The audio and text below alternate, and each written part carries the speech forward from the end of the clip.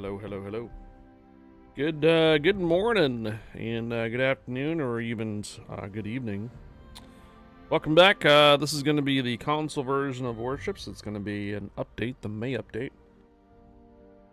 We're going to go over some details. There's a lot of things that came out kind of this update too. Golden Week, some like new Italian battleship missions, stuff like that. And Lucian. So there's a lot of stuff to cover today. So, but hope you guys enjoy. Thanks again for tuning in. Happy Monday, everybody. The beginning of your week. I hope your week starts well, and hopefully you had a good weekend. And welcome back. And let's see, Cedric, permission granted. Welcome aboard. One thing I didn't do is I don't think I posted over on Facebook today. No. StreamWares is currently running. We're going to be doing campaigns for this morning up until this afternoon. This afternoon, when we switch on over to Marbles, we'll be going back to our dungeon run too. Campaign. Why do I not have audio? Hold on. I have to plug in my console audio actually. There we go. Much better. All right. Italian Triumph. Centurion. Ooh. Hello there. A tier 8 battleship with 406s, exhaust smoke generator, and enhanced secondary targeting. Is this a Marco Polo or a what's the other one that's on the PC version? Giuseppe Verdi? No, Giuseppe Verdi is already in the game. It's a straight up Marco Polo? Okay, so it is a Marco Polo. Hello, Terminator Miku. Welcome back. 750. Get some tokens. Denari. Ooh. SPQR Denari. What the? It's got question marks down the bottom. So you mean like for 750 I get this? But then there's question marks down below? Ferraccio. Wait. Ferraccio? Ferraccio.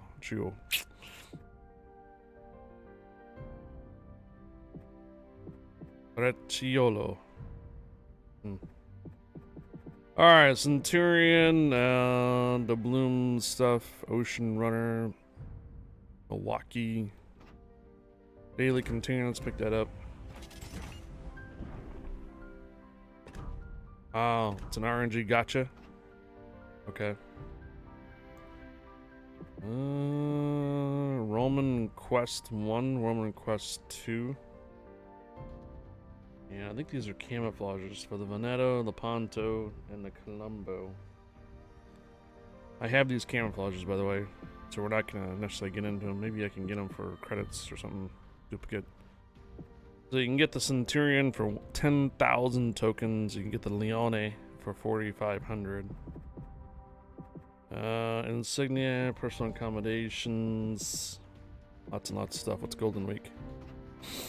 Sorry, about 5 minutes before the stream started, my nose just was like, "Hello, pollen. How you doing?" Next thing you know, my nose just started sneezing. I got these on 1.4 million free experience. Oh, Golden Week containers, 27,000 free experience. Okay. You can't get anything for free, just the first bundle and the guys. Second time might be the cruiser, or the last could be the 40th. Who knows? True. The German Coast Guard, permission granted. Welcome aboard. Luckily, I get to, I have all these ships, so I can show you guys at least today. If I don't get to something today, I will be on the console again tomorrow morning, same time.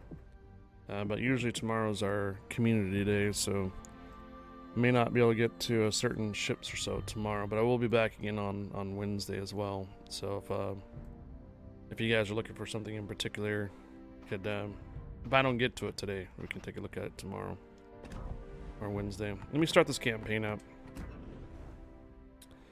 Lucian is the final reward. Oh, look at that. We're in the Italian port. Oh, I remember this port from PC. Yeah. All these SPQR Eagle hands and stuff like that. Basically Russian DD with plane with fire pre-installed. Yeah, you'll see that this will look very similar to a Neustrashimi. In fact, it pretty much is a Neustrashimi. Except for it was sold or bought or something like that to another Pan-Asian country. PRC. Under the program, the Soviets shared the blueprints of promised ships with the China, included technical documents of a Project 41 destroyer. While China didn't build any of these ships of this project in the original form, they built 15 051 class Luda class missile destroyers from 1968 to 1987 that was based on the Project 41. So this is... So they built a bunch of missile destroyers based on the Project 41? Yeah, okay. Hey, look at that! Early classifications that we have missile destroyers coming to the game. I'm just pulling your chains. People's Republic of China. It's right there. See? China built 051 class, Luda class destroyers. They were missile destroyers. So early NDA that missile destroyers are coming to the warships, right? No. I don't know that. I'm just pulling a chain. So yeah, deep water torpedoes. They can hit standard cruisers, battleships, and carriers. They cannot hit destroyers. 125-second reload time, so 2 minutes roughly. 65 knots and 17,933 damage. Come on, now let's hold it together. Oh, 5.4 detectability for sonar. Smoke generator and a hit point repair, 277. Okay, so that's what you get out of the campaign. So let's go ahead and probably start this. Oh, wait, yeah. You gotta purchase the Admiral back in. You could buy it outright for 22,250, and then everything else you get after that's gonna be steel. Which is, you know, if you want to get steel, that's the quickest way to get it. Otherwise, you gotta do the missions every 4 weeks. Every week for 4 weeks.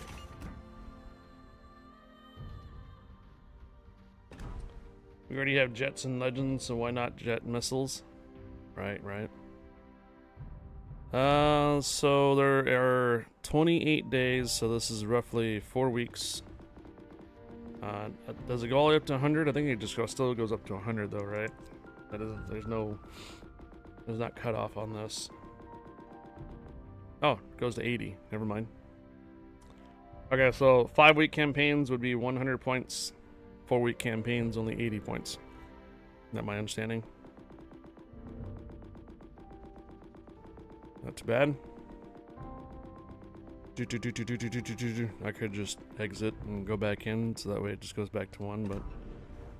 Alright, so I've opted in for the Lushan. Let me go through my list here. Got a lot to cover. What was given to me? Lushan was flag, Ferreccio, Centurion, Leone, and the camouflages.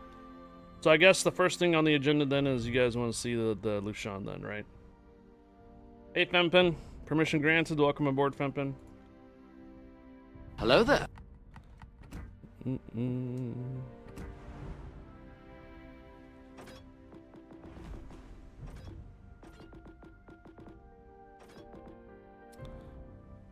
Oh no, we're gonna have a triple destroyer concealment, aren't I?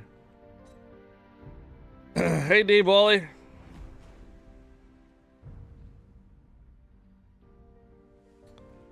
Happy Monday to you too, Dave.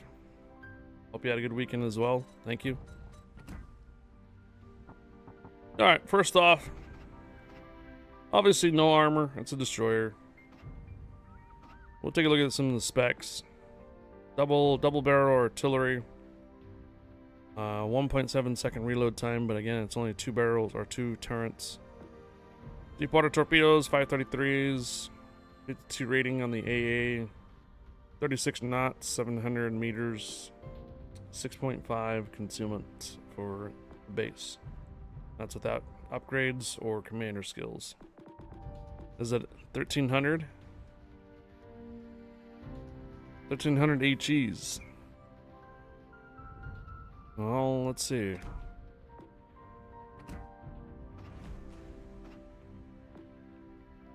$1,900 for the Chungmu, but a 3.1 second reload time. So you're saying it's got a low HE fire shells, huh? What's that compared to like the Friesland?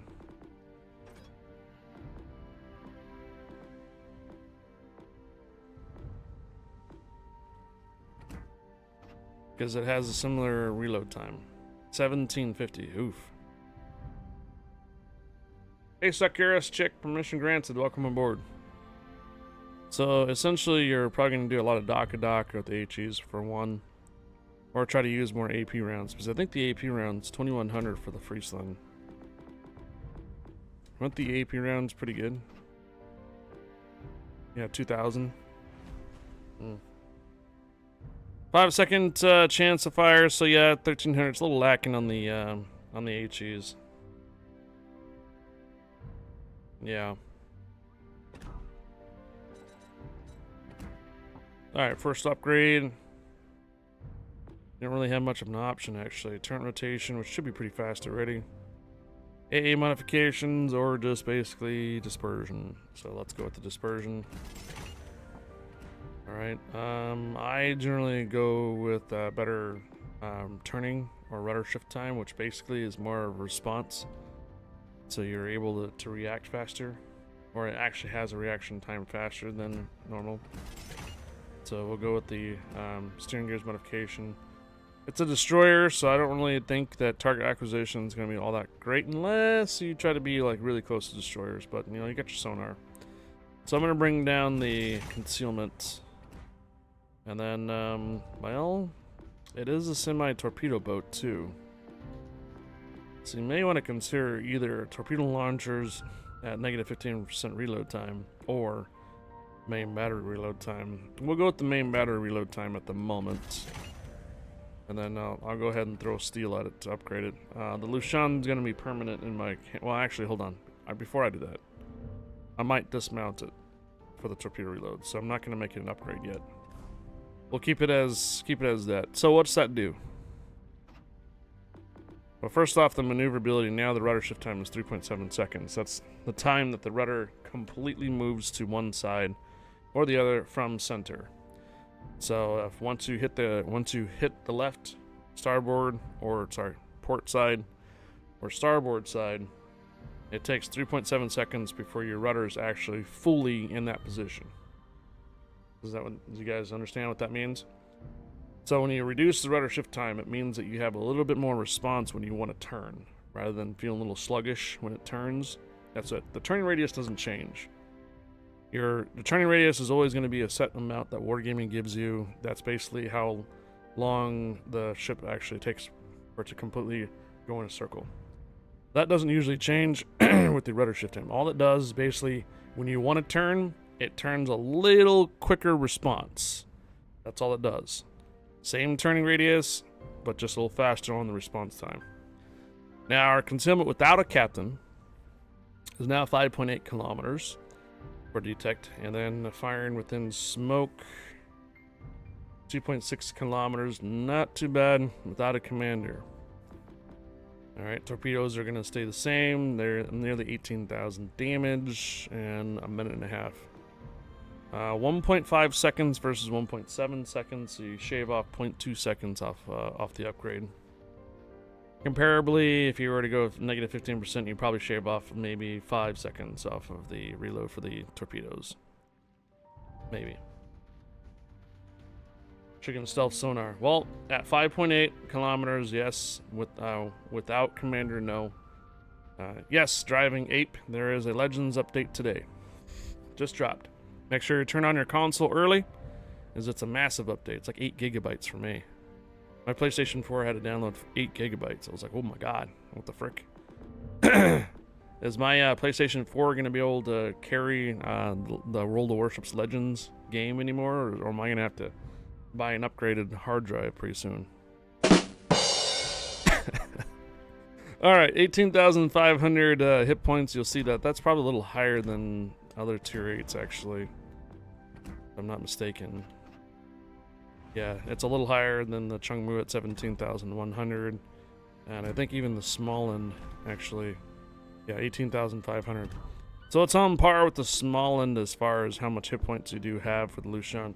That is something you might have to keep in mind because it does take a couple hits. And it doesn't have much of an armor, but it means it can probably stay alive a little longer on that.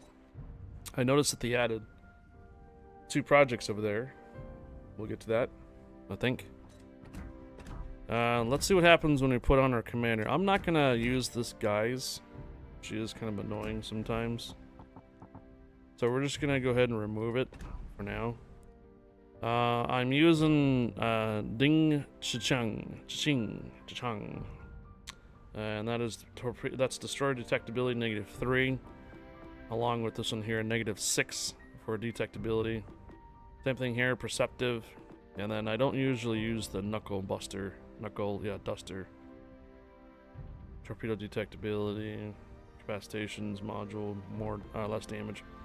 Smoke on the water, we do have smoke, and then Iric Bay and Jersey Swirsky are my commanders for inspiration. So theoretically, this should be a triple concealment.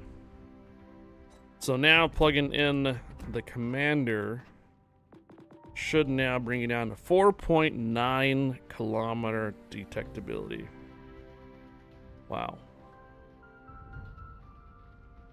4.9 detectability on the tier 8 Pan-Asian destroyer, and its sonar reaches 5.4 kilometers, so you can stealth sonar, meaning you can hit destroyers with sonar before you're even detected. And pretty much, my commander skills bumped the damage to 18,471 now, and also the main battery stays the same, 18,500 for. So before we get into the first round, let me go plug in my research bureau stuff. Why is it saying project active with premium? Oh, there's only one. Venenzia. We're gonna activate this project. We're gonna plug in some Patreons. Leone. Montecucle. And we're not gonna actually do this today here for these. We'll hold off on it. Alright, just want to plug in our ships and stuff so we can start getting some points toward the Venenzia. I have the Venenzia for 2 weeks. So if I don't get to playing the Venenzia today, I will have it for 2 weeks. We have about 6 minutes left on our streamers. Now the Venenzia is activated. Wasn't there some mission? I think the warships, yeah, assignments. Ala Asta Est. Alia Astica. Oh wait. Is that same phrase that's on the battleship, right? It's set and die, set and cast, or something like that. Like the die has been casted or something like that. I don't remember. All right, Lushan. Oh, camouflage. Permanent camouflage already, and let's go plug in the flag. Something got removed because my community contributors on the next page. Okay, let's roll. Questions so far about commander placements, upgrades, for the Lushan?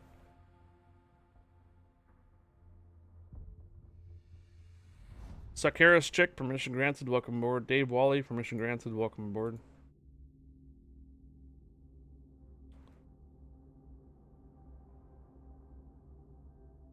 Oh, good old hotspot.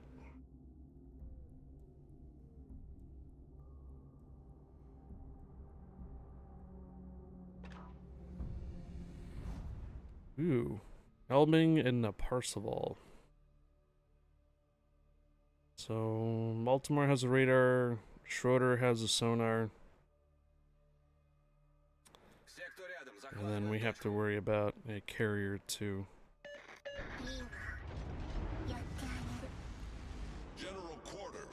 Hey, is that a 360 turret? I think we have a 360 turret. Yeah, we do. Alright, so the back turns 360. Hey, Super Mom. Is the front turn as well? Yeah, it is.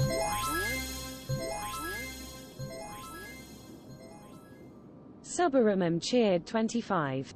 Super Mom, thank you for the 25 bits. Good morning. Happy Monday. You have no AA as expected, but its max range is 5.2, so might want to turn it off. Maybe.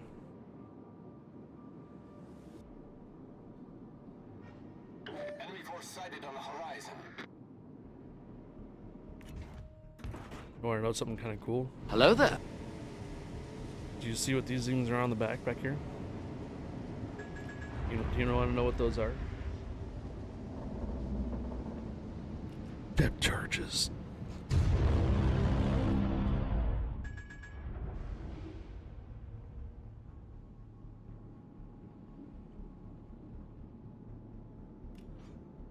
Oh, we're getting radared.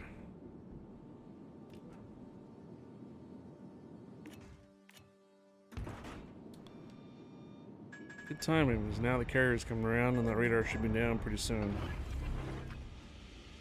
Smoke generator started.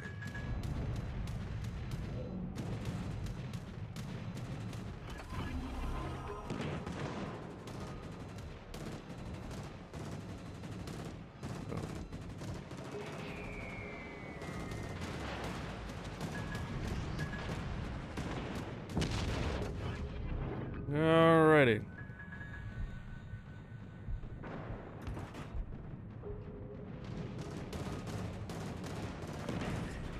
Smoke screen set.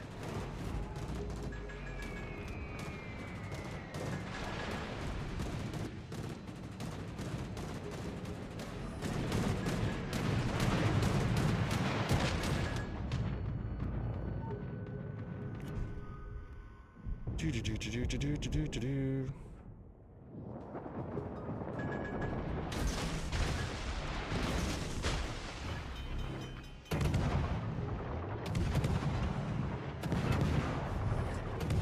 Problem solved, sir. Like I said, it's got a lot of hit points.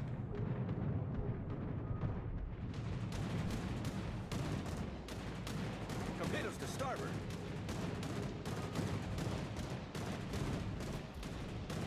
Not having much AA and tearing apart some planes, aren't I?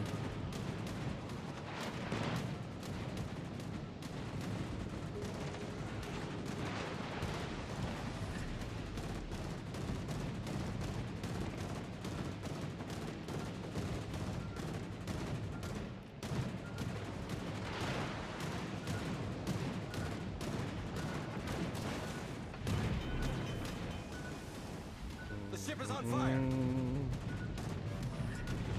Problem solved, sir.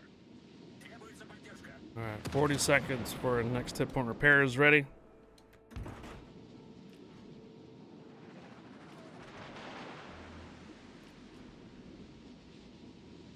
Schroeder, Baltimore.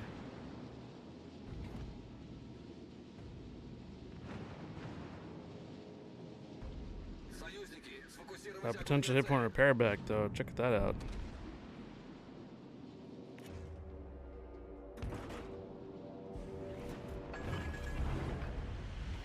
Smoke generator started.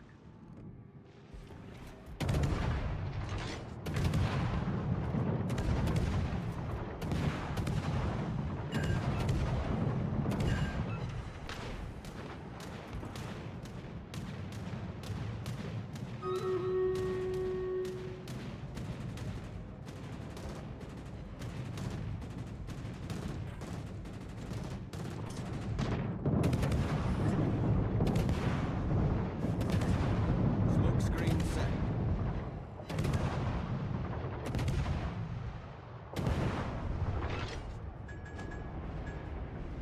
Alright, Baltimore for Hipper. It's a little sluggish, isn't it? Yeah. Any Russian destroyer is not very maneuverable. Most of them are not.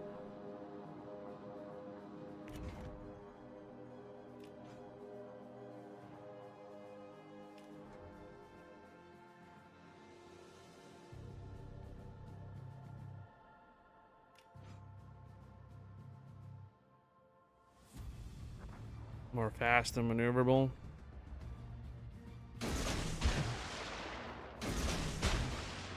New Hiroshima is not necessarily good for speed either.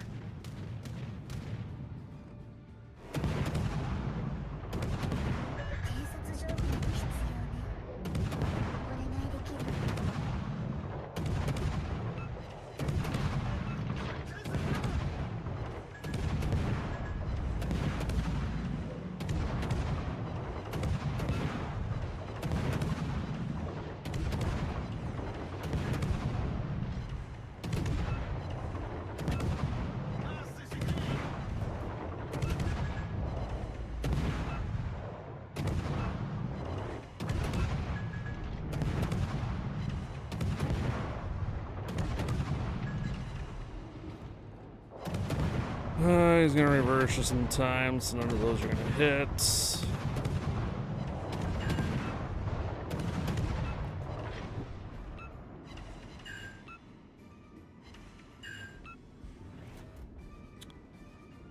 And here comes the carrier again.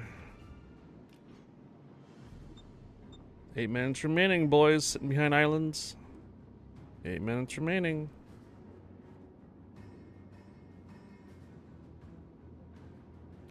Shooter is still burning. Was. The enemy is about to win. Uh-huh.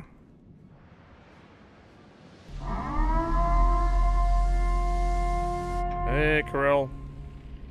Incoming raid from Big Fat Krill with 13 raiders. Welcome aboard. Hello, Raiders. Happy patch day.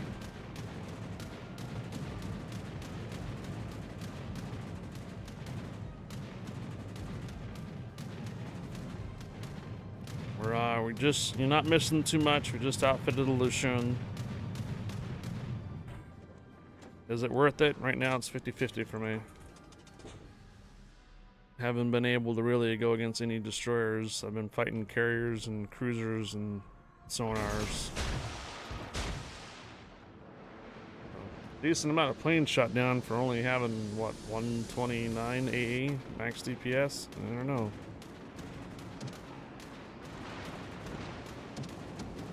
Hey, Sonic Goldar. Rigged marbles? The enemy is about to win. Sorry, you missed rigged marbles, huh?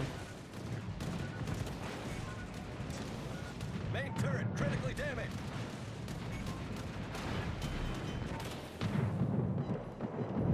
Finally caught that Schroeder. Problem solved, sir. Yeah, he's flooding too.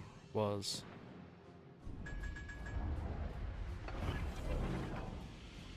Smoke generator started. You can get a permanent fire on the Schroeder. Yeah. Fire! Fire! Fire! Fire! Fire! Fire! She in the Russian DD, but with the faster guns, deep waters, ain't she? Yes. She's on Tsushima with deep waters. Although the HE shells are only, was it 1200? 1300? Smoke screen It's a bit low.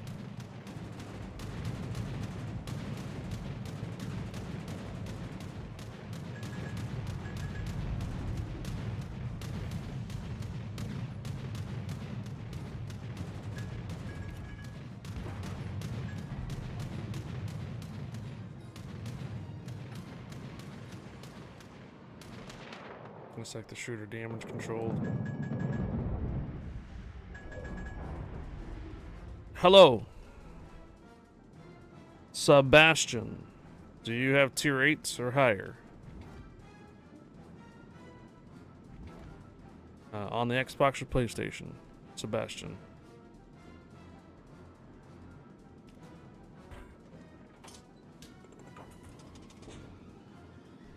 Is this Hej Mike or no? It's Kev. Never mind. Kev MCA 85. Hello, Kev.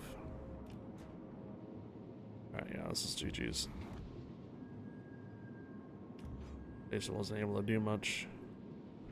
They held on to the capture points. Couple BBs staying in the back, as usual, because they're afraid of the carrier. I play on PC. I'm sorry, I cannot div with you. This is the console version of Warships. The console and the PC do not div together. Sebastian, the game is tagged in the game. The game that I'm playing is tagged in the description. Alright. Well, let's get to our first battle then for Stream Raiders. Like I said, couldn't do much against other destroyers in this time around. Battling against carriers and sonars and radars, the first thing so far. I need some professional help. Everybody says Centurion not worth it because it's a Marco Polo copy. Correct. I'm ready to drop 30,000 blooms on it. I don't have Marco Polo. Is it a good ship to have? Fun new thing.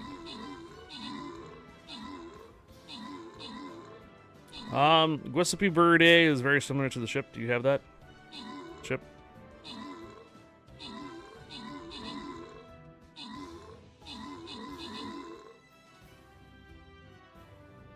GG Bob, do you have Giuseppe Verde? What ship? Giuseppe Verde. Giuseppe Verde. It was a campaign ship back in the day. Sorry, I'm probably not going to really ask much on that. There was 250 golds in there. I guess I could have given you guys that if you wanted to. Cody, I could give you a refund.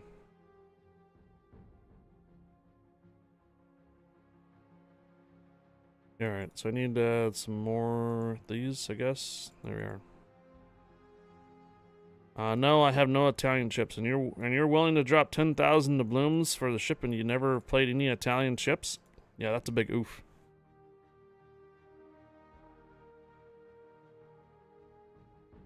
I gave you your points back, Kodiak. I didn't want to spend too much time on the on Stream Raiders here, trying to get the redemptions and such. So you have no Italian ships, and you're about to drop 10,000 dubs on ships on a series line that you've never played.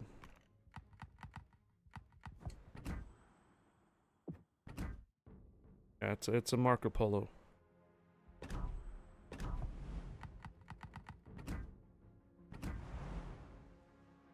Okay, well I guess since we're on the topic now, there's the Lucian. There's at least one round for the Lucian. And since we have a general curiosity about the ship already. Oh, I see. So there is a Marco Polo in the game. So Marco Polo, 4 hit point repairs, exhaust smoke charge, and scout plane, right? So Marco Polo also has high explosives and AP rounds. 69,100 AP, HEs, and 406s. What does the Marco Polo have? Oh, it's got a scout plane too. Exhaust smoke. 4 hit point repair charges. AP and HEs. Oh, look at that. 69,100 hit points. Yeah.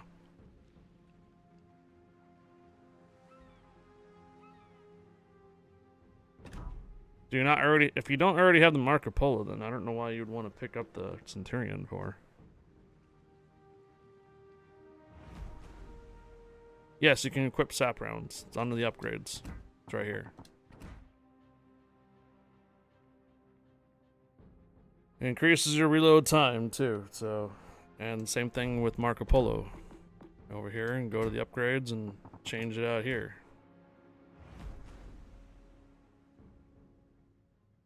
Yep.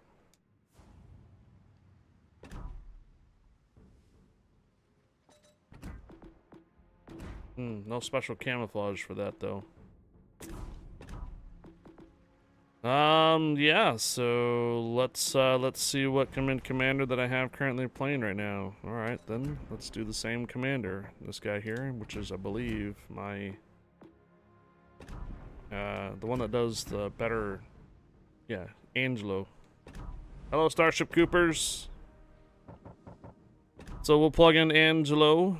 What's the upgrades that I have already for the Marco Polo? Main, concealments, and reload. Okay. Then why don't we just do the exact same upgrades? Rudder shift time, concealment, and reload. Okay. So I have everything the same as the Marco Polo, even the scout plane. Different camouflage. What do we have? So 26.1 seconds, 13,000. 26.1 seconds, 5,700 and 13,000. Concealment's 13.5. Pretty much the same armor. Big guns, fast, sap rounds. 1936. 26.1 seconds, 5,700. 26.1 seconds, 13,500. Concealment, 13.5. Same armor. Maybe. I'll take back a look at that armor again. Big guns, fast, 1936. Are you not seeing this as a copy? Can you remove the camo and see if the Marco Polo has the same chip? Sure.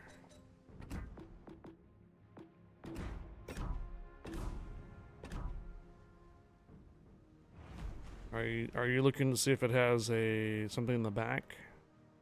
It says Marco Polo. It does. Right there.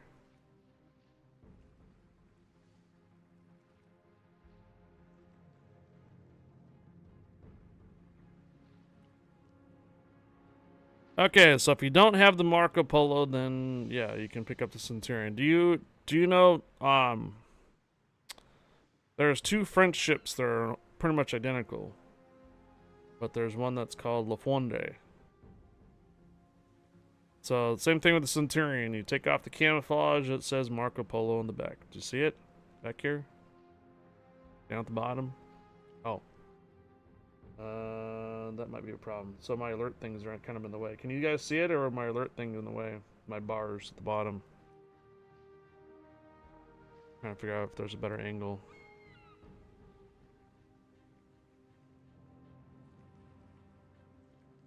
Can you see it there? Okay.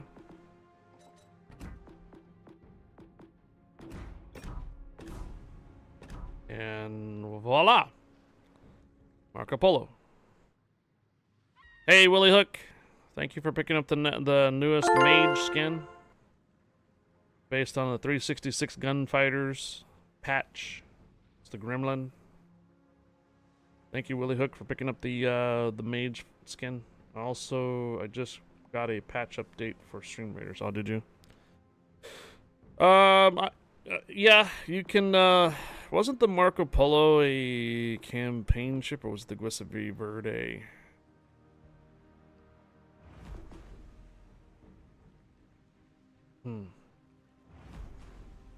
So I guess this could be very comparable to a John Bart.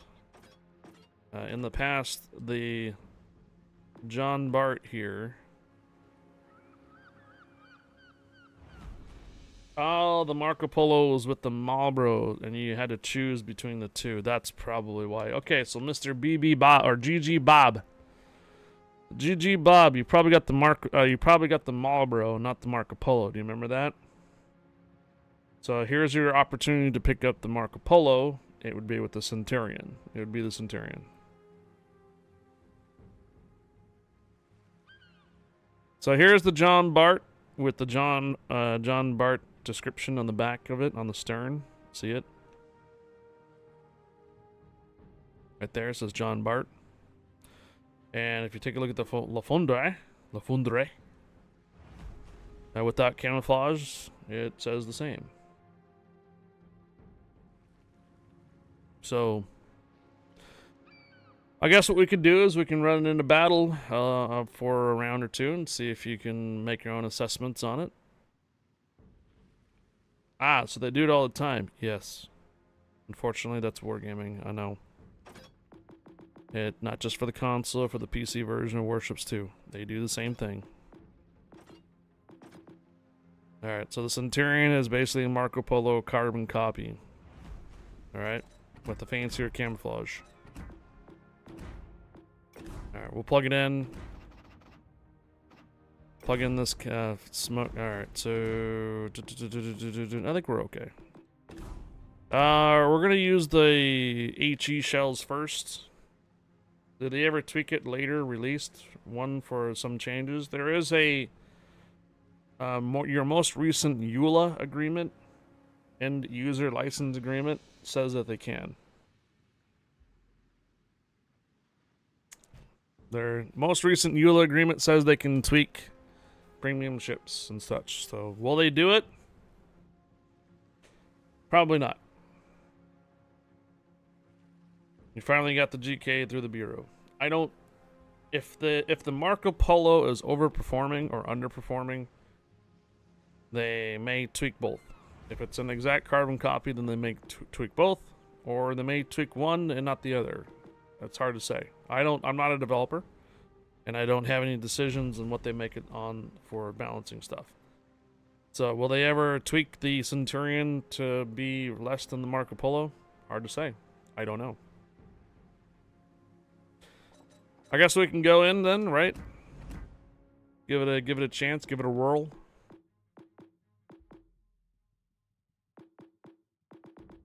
And then I'm not too much of a fan of sap rounds, to tell you that right now. For at least for the battleships, they don't really do as much damage as you think they do, especially for the battleships. But they do a lot of damage for the cruisers.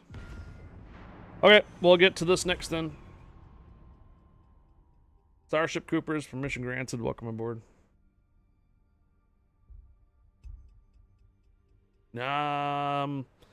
Nikolai, I believe, is a tier 3, and the Rasputin's a tier 4. So that's the difference on that is a tier difference, though, even though they're the same ship.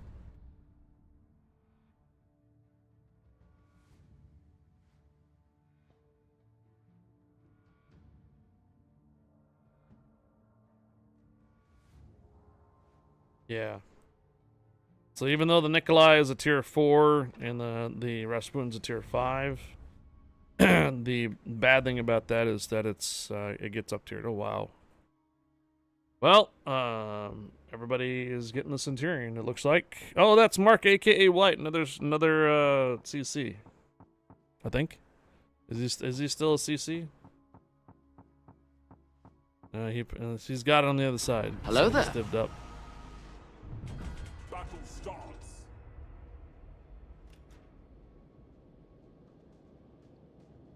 I guess it's better to wait next release, then maybe they can drop something else. Based on what Wargaming does, this is your only chance you're going to get Centurion for the next 4 weeks. So that's going to have to be a decision that you're going to make. They usually don't let this type of ship go to the next update.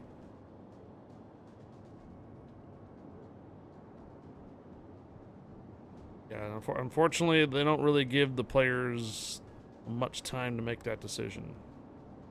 Either you're going to get the Centurion in the next 4 weeks, or you're going to miss out on it.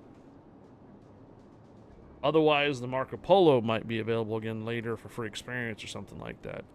Maybe.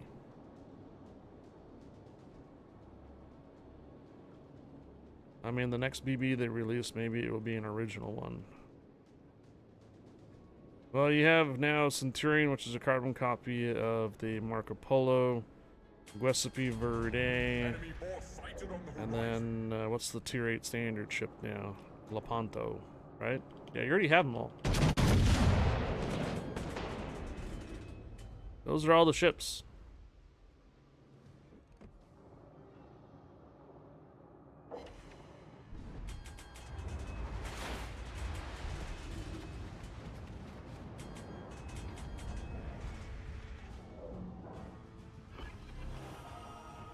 Yep, Marco Polo, Guesipi Verde, Lepanto are the 3 Italian BBs. Usually tier 9s for PC. Don't they release new ones every 1 to 2 months? occasionally. But I don't see another Italian BB coming anytime soon. That's probably why they gave you the Centurion. They might make a carbon copy of the Giuseppe Verde instead.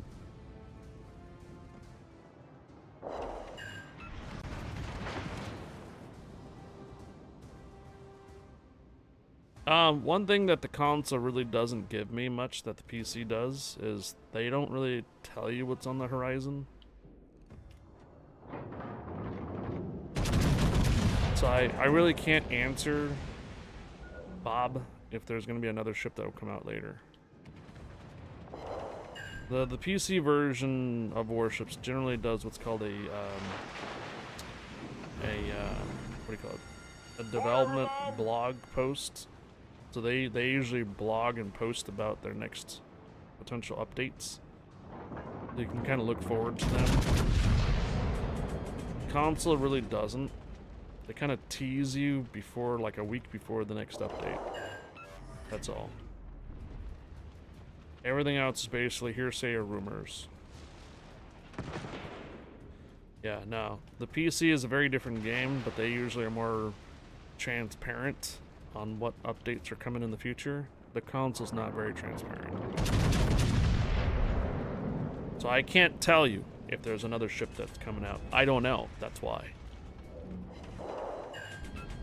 But I can tell you my knowledge of the PC version of Warships is that there is Giuseppe Verde, Marco Polo, Lepanto.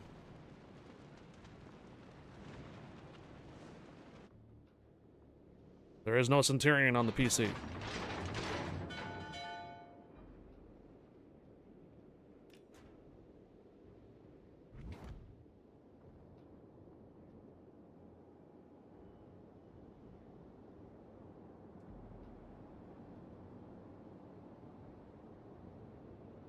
Not trying to discourage you or anything, but like I said, there's only a couple of tier 9 battleships in the Italians on the PC. Obviously, that equates to tier 8 here on the console.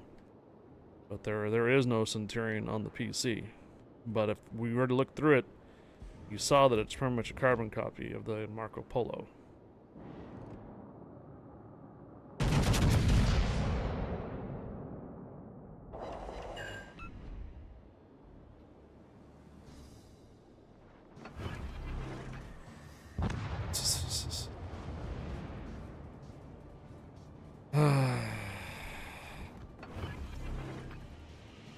Smoke generator started. Same as there is no Jersey on the PC as well, and there's no Temeraire either on PC. I don't think. No, there isn't. There's no abomination of a main between Torpedoes direct tier front. 9 and tier 10s. Torpedoes direct front. On breach! We're taking on water quickly! There's really not much I can do about this, Jaeger.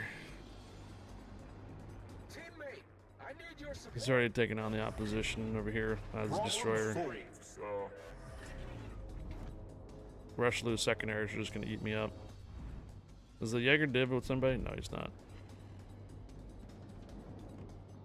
Returning to ship.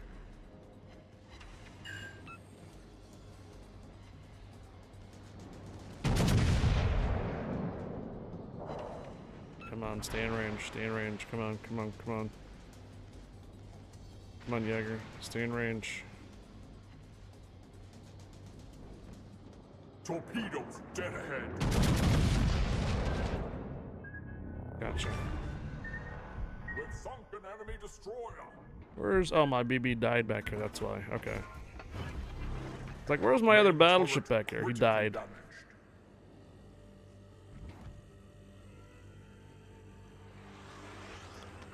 Both my turrets are down? What the hell? How did my back turret get knocked out?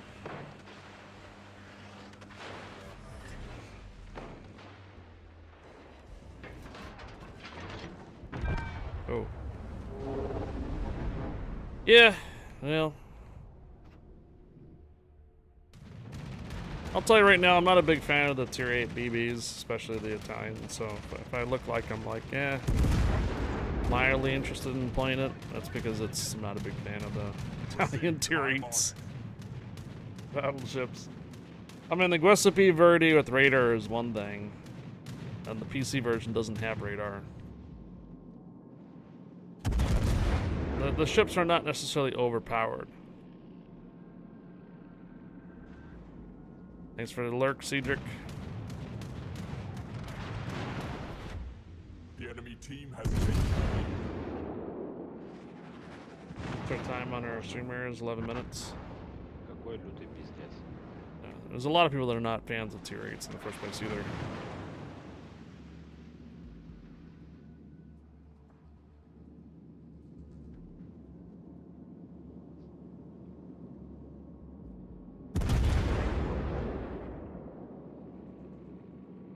You can't get Giuseppe Verde. Believe that was also another campaign ship, so no. Not yet. Giuseppe Verde might be released in the future as of other campaign ships as free experience ships, but Hayate is 1.4 million free experience, so if any of those ships at Tier 8 release, it'll be 1.4 million free. If any campaign ships that are Tier 8s that have been in the past if they were released as free experience ships, they'll cost 1.4 million free experience. The green stuff.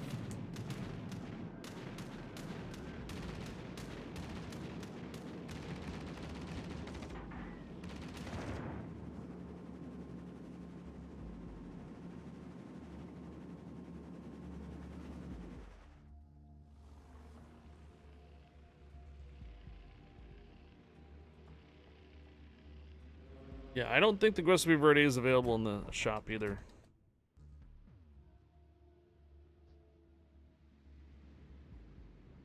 We'll test it out with sap rounds here too, if you want. So what's the Stalingrad so important?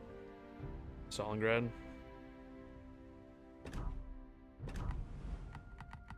When it first came out, it only had AP rounds, no HEs. Now it does. What was I gonna do? Oh, store. It's basically like an Alaska. It's the Soviet version of the Alaska. Just not as maneuverable and further range radar. What was I looking for? For ships? What is available for Italy? Roma. 750,000 free experience. No. Yeah. So the Giuseppe Verde is not available here either, and if it would be available, it would probably be for free experience, and it would probably go for 1.4 million free experience, not 750. You just got it, not a big fan. Okay.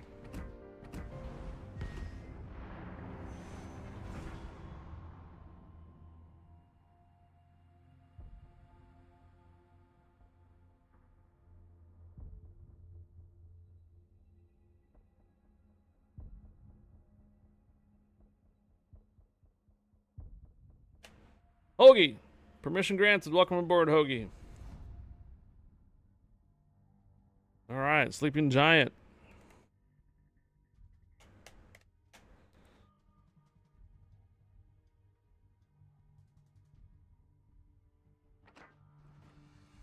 Oh,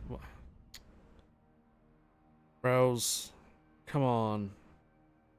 Do you really have to have PlayStation only turned on? God.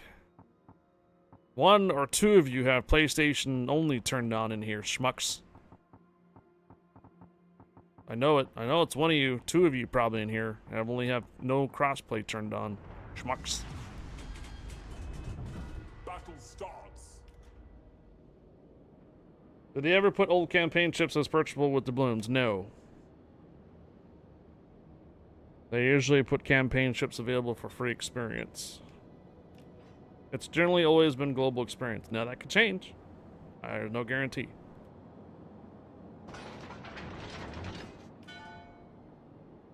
There is no guarantee that that could change in the future, GG Bob.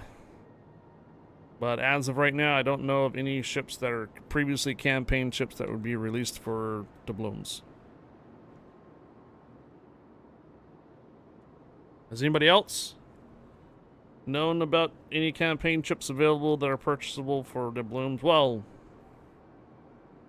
don't they usually do free experience and doubloons sometimes? Or is it just straight free experience? Most of the time it's free experience, not for doubloons.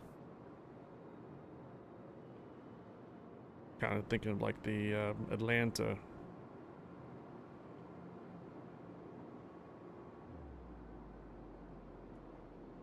Well, it's not a free to play. It's not a pay to play, pay to win game.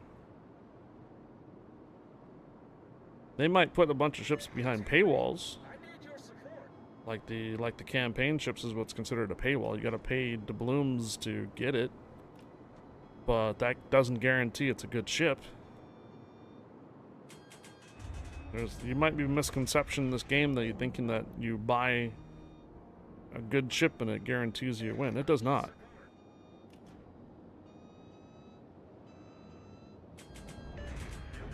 Yeah. All depends on the players. Does that make that ship good or not? True. Like if I had Recipe Verde here, I could be able to radar that destroyer, but I can't. Capture that area. Requesting assistance. What's the destroyers actually? Sumner and Shimakaze? Enemy force detected. Out of range.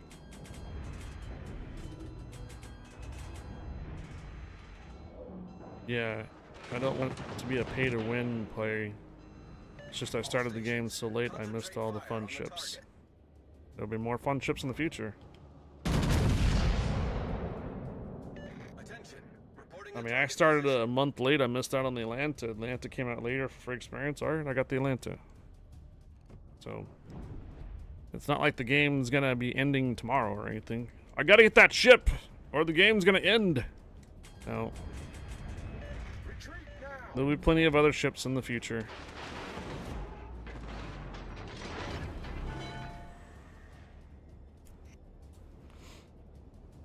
Requesting assistance. Attention. Reporting the target position.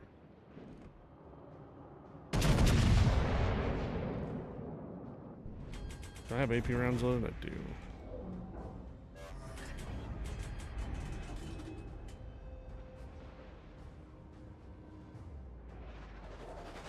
There's the other DD. There's the Shema. Warship. Nice work. Nice work there, dude. Get back. All forces capture that area.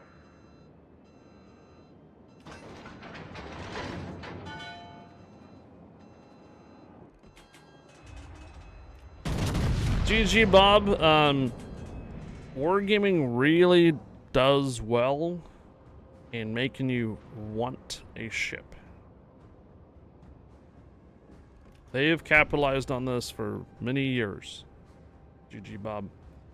The fear of missing out. So you have the fear of missing out syndrome. Gotta have it. Otherwise, I'm gonna miss it. Not gonna have it available again. It's not like you're going to not have fun if you miss out on it. There'll be plenty of other options, plenty of other alternatives, other games, other ships that'll come out in the future. But if you insist that you need to have it, then that's Wargaming doing that to you. I think the Heisen keeps going back and forth. He keeps hitting the button, he keeps going forward and back. A little bit here and there.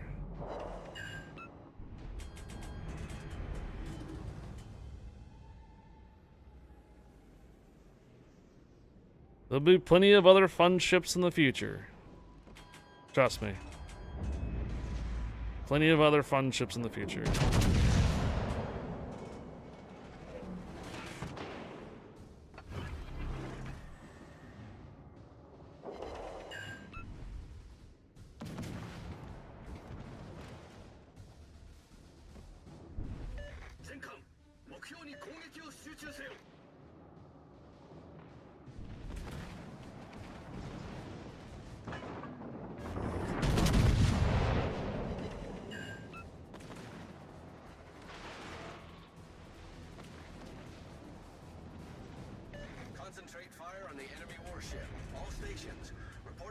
location of a strategic target.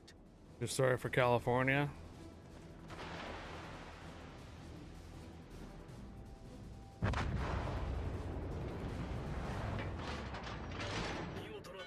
You feel there's no fun BB in the store. Do you not have the free experience to pick up a Massachusetts or Tirpitz? They are tier 7s, I get it. But tier 8s are kind of a, I don't know. I don't think anybody really has fun playing tier 8s, to be honest.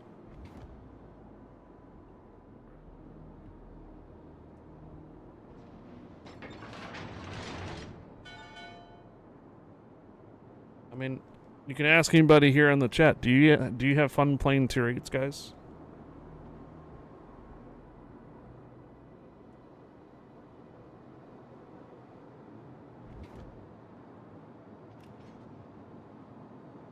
Do you see the general consensus here?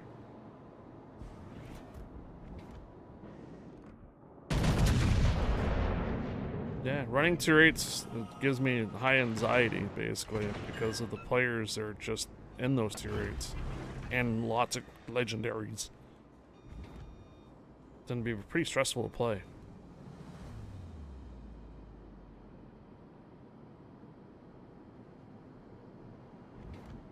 Can Centurion or Marco Polo carry Our team has your taken tier the 8 lead. teams? From my own opinion, 80% no. So I guess that's the question you're probably underlying around, that you're trying to kind of beat around the bush to find out, right? Can the Centurion play well enough that you can carry your tier 8 team / legendary team, right? That's probably where you're trying to ask. You don't really know it, but you might interpret it as being a fun ship. Fun meaning you probably can carry the team and do well with it, right? Right? That's probably what you're trying to get at, but you don't quite know it. I'll tell you right now, there's going to be some matches that it will do well with. Sure. But I would say 80% of the time, no.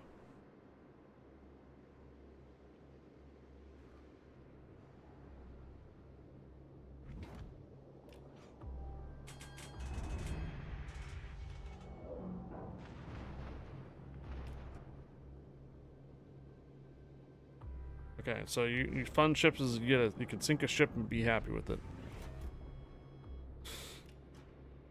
Alright, well this match is this is a screwy match because I already know what's happening. Someone has their PlayStation only players turned on, and it happens every once in a while. We get these little 5-on-5 matches and crap like that. I feel like I'm in a ranked match and stuff.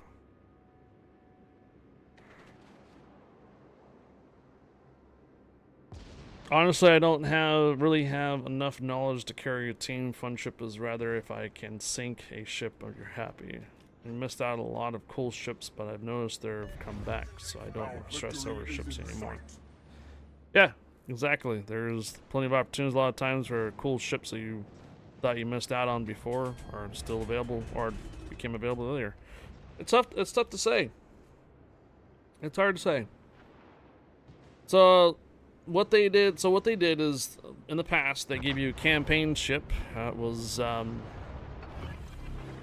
Marco Polo or the I'm gonna have to ram this guy. Or the Marlboro, remember? Battle ends in 5 minutes. Our victory is in sight. Jesus Christ. Alright, good job, Columbo. Good job, Columbo. Alright, DDs. You gotta carry these guys.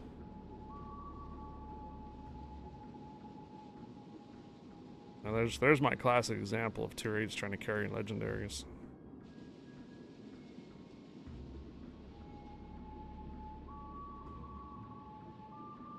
Yeah, tier 6 and 7s are probably your best bet on having better experience.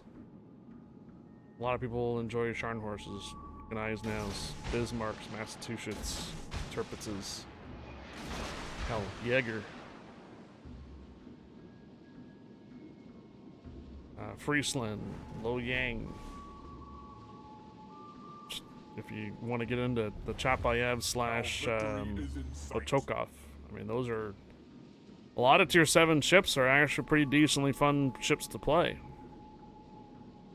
I really haven't seen like a really good tier 8 that can actually do well in both legendaries and carry in tier 7s as well. Yeah, Lansko's a fun ship too.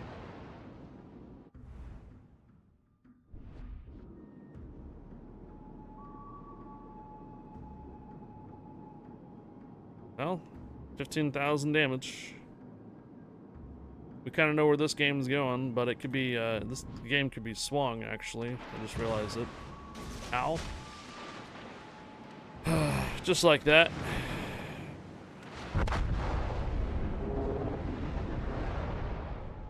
All the destroyer has to do on our side is just literally let the wind roll in. He doesn't have to do crap, doesn't have to get close, doesn't have to do anything. But right here, this is what irritates a lot of the player base, is that some people just don't have the noggin to realize that you're winning. And you don't have to push them.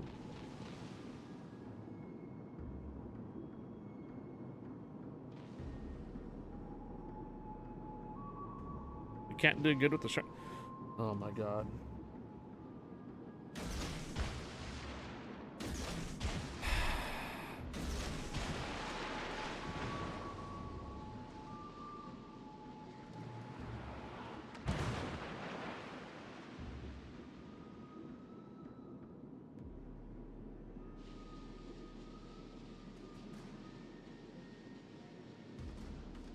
All about the kills, they think. Facepalm, yes. You were literally about like 30 seconds away from winning because you have 3 capture points and you're up 940. You're killing me, Smalls. You're up 940 points. Just look up.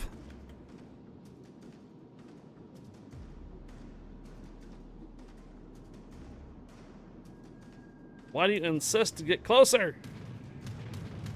Now the plane's gonna spot you.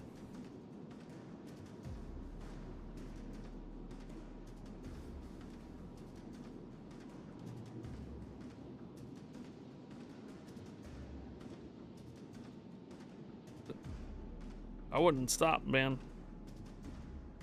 This is gonna be a YouTube video of that Columba right there pretty soon here. Oh my god. You're really taking chances, aren't you? It's not over yet. It's not over yet. Jesus, dude. What the frick? You're killing me, Smalls. That guy.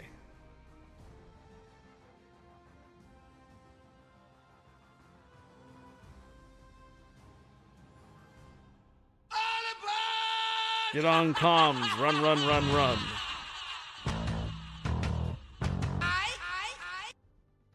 Now he was playing. I realized now what he was doing. He recognized the time was coming down. He wanted to fire just to tease the Columbo. But dude, did you see all the shells coming to him?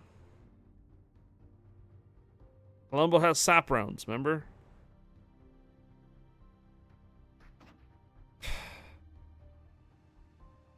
They annihilate lightly armored targets. What's a Shimakaze? A lightly armored target. No, Kodiak, it's okay.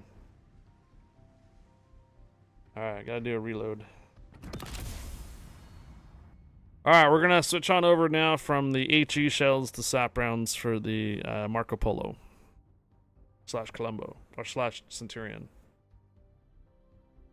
So we're gonna switch over to sap rounds now for you guys. Wow, look at all these range units right here. Jesus.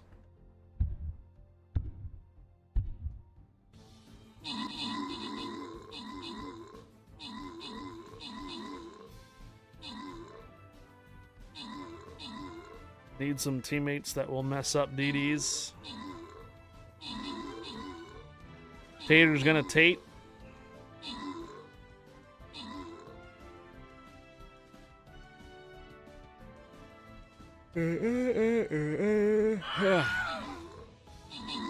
Alright, I'll take requests on this one. There's some scrolls or gold. Last couple of days when I was playing streamers, there weren't anybody requesting anything, so it's kind of felt like it might have been today too, but we'll see if you guys want anything on this one. I have vampires and healers. Vampires and healers for 100 channel points. The zoo! Permission granted. Welcome aboard the zoo. Kodiak, you got it. I'm gonna go ahead and randomize the healer left over.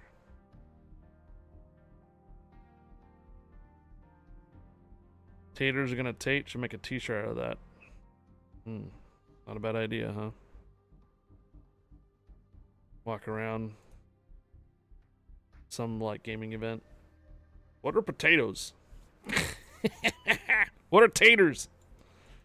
You know, those guys that don't necessarily have much of a knowledge of the game and get themselves killed right away or swing a match to loss and you know that you're gonna win. Taters, man, taters. Taters gonna Tate.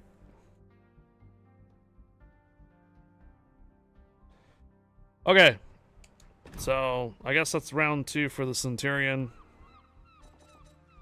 And now we switch on over to sap rounds.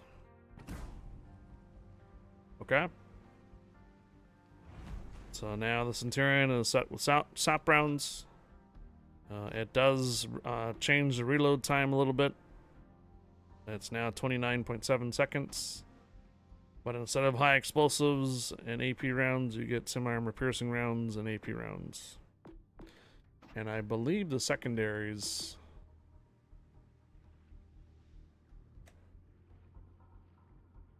Secondaries are high explosives. Nah, it's okay. Well, we're gonna come back to our dungeon later today. I guess you guys got general curiosity now about sap rounds and see how they work, right?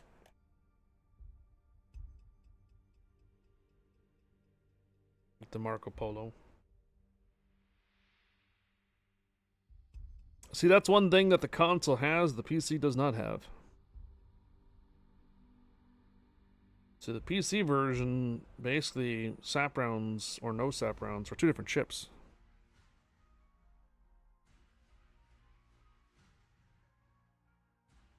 Giuseppe Verde and Marco Polo, for example, are 2 different chips, and they basically have the same armaments, and one has sap rounds, the other one has high explosives. Well, a 3-man Atlantico? What is this?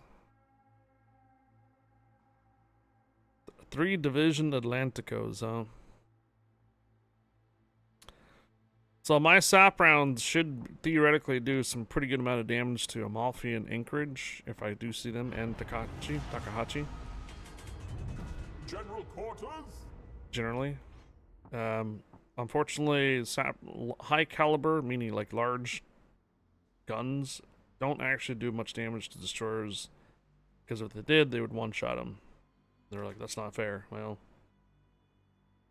Atlanticos and Marlboro and Maine, I have to shoot their superstructure in order for me to do any damage to sap rounds. Which reminds me, I'm reloading now. Do those Atlanticos think that they're armed brawls? Probably. Think they're built for secondaries? Ad Victorium. Well, I guess... So coming back around to GG Bob. And if you feel like you're going to miss out on the ship and stuff and you want to drop 10,000 blooms, I'm not going to stop you. I'm not going to criticize you. If you want to drop 10,000 blooms, by all means, enjoy the new ship. If you think the ship will come out in the future, well, here's direct evidence that they may bring out a ship in the future that's almost identical to it, but not the same name. So this is the Centurion. It's a carbon copy of the Marco Polo. Marco Polo was once a campaign ship. Oh, 30. It's not 10,000, it's 30,000 doubloons. Oh, Smoke generator started. that's a lot. Is that $100?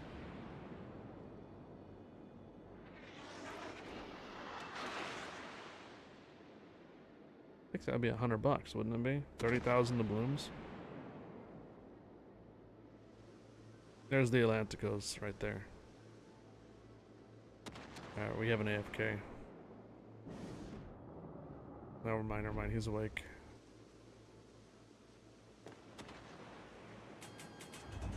Alright, I'm going to assume that their destroyer is over on C.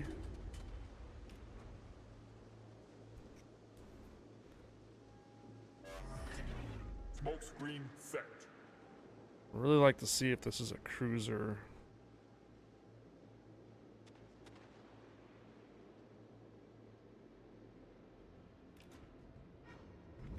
It is. And he's reversing. Those are sap rounds going out, by the way.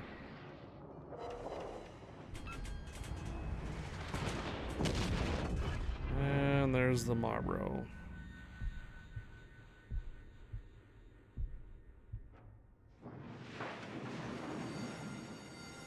Fire alarm!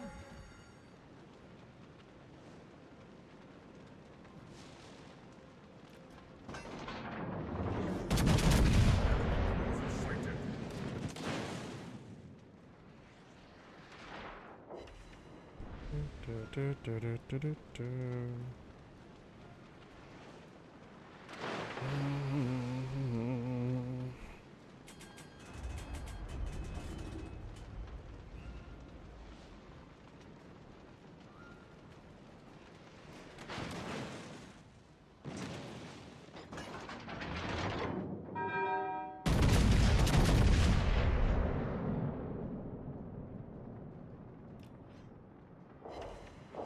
There we go. Ooh. Battleship detected. Knocked out a gun permanently.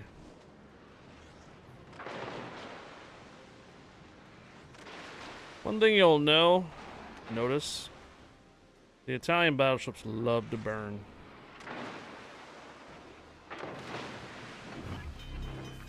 And you know the meta on this game is a lot of high explosives, especially with cruisers at long range. I don't want to be surprised I'll get lit on fire again here.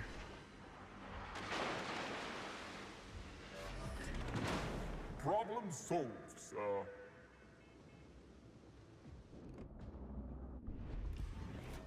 Z-23 is down.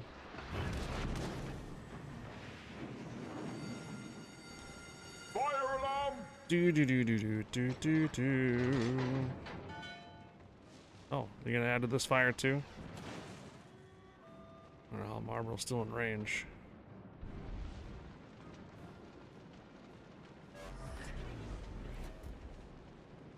Teammate, I need your support.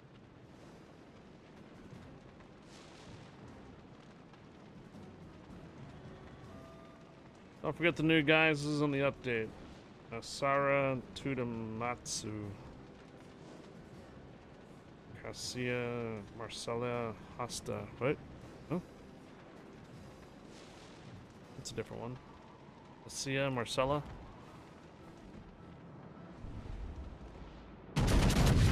Actually, I'll switch over to AP rounds for this one. Yeah. Nice hit, man. And here comes the next fire. Ready? Ooh, almost took a. À tous les bâtiments, concentrez le tir sur la cible. See, switching out to SAP rounds with that reload time really makes the ship just. So it doesn't just affect your SAP rounds, it affects your AP rounds too. Torpedoes dead ahead. I almost kind of feel like switching out to SAP rounds is not quite worth it a lot of times. Torpedoes dead ahead.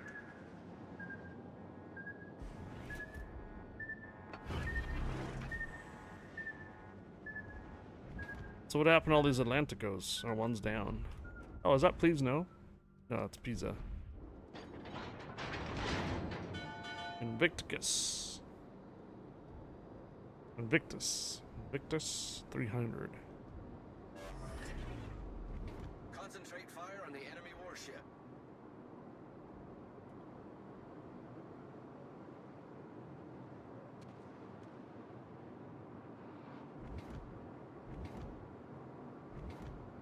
There's also another Italian ship that came out too. A cruiser?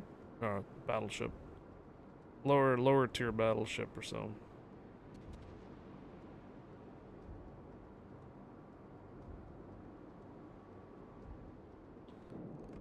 Dude. Give me a little broadside. Give me a little bit of broadside. Come on. A little bit of broadside. Oh, you're just gonna slow down. Yeah, that works. Headshot. Get off my lawn. Excellent.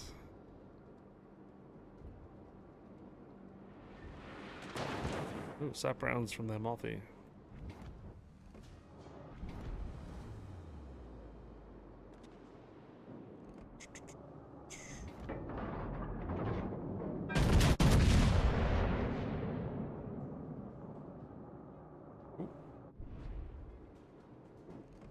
Enemy cruiser sighted. Remember, it's a captain skill. Captain skill has better dispersion toward cruisers, remember? Not quite so much to battleships and destroyers.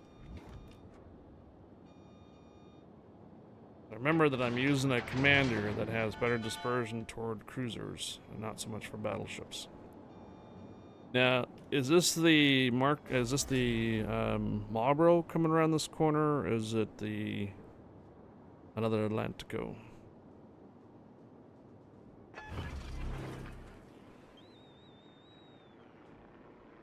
Spotter airborne.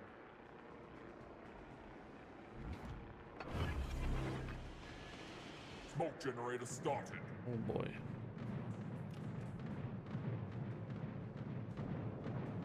Spotter returning to ship. We're both going to be detected here at 2K. Alright, somehow I got a citadel on that through the turret. Very strange.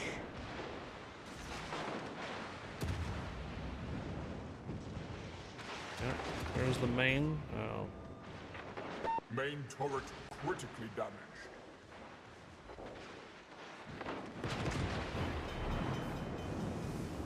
Fire alarm! Smoke screen set. Surprised that cruiser's still alive.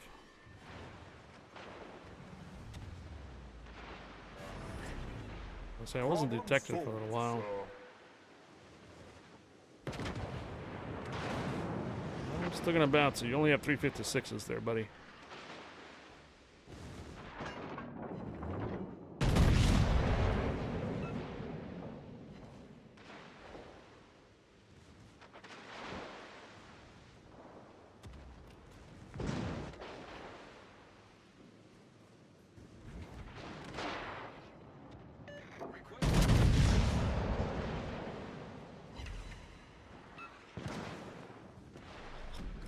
Battle ends in 5 minutes.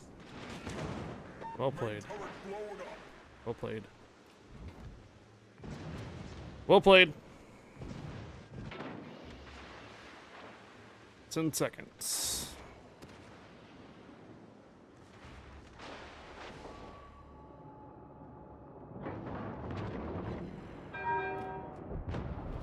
Ah, come Our on. victory is in sight.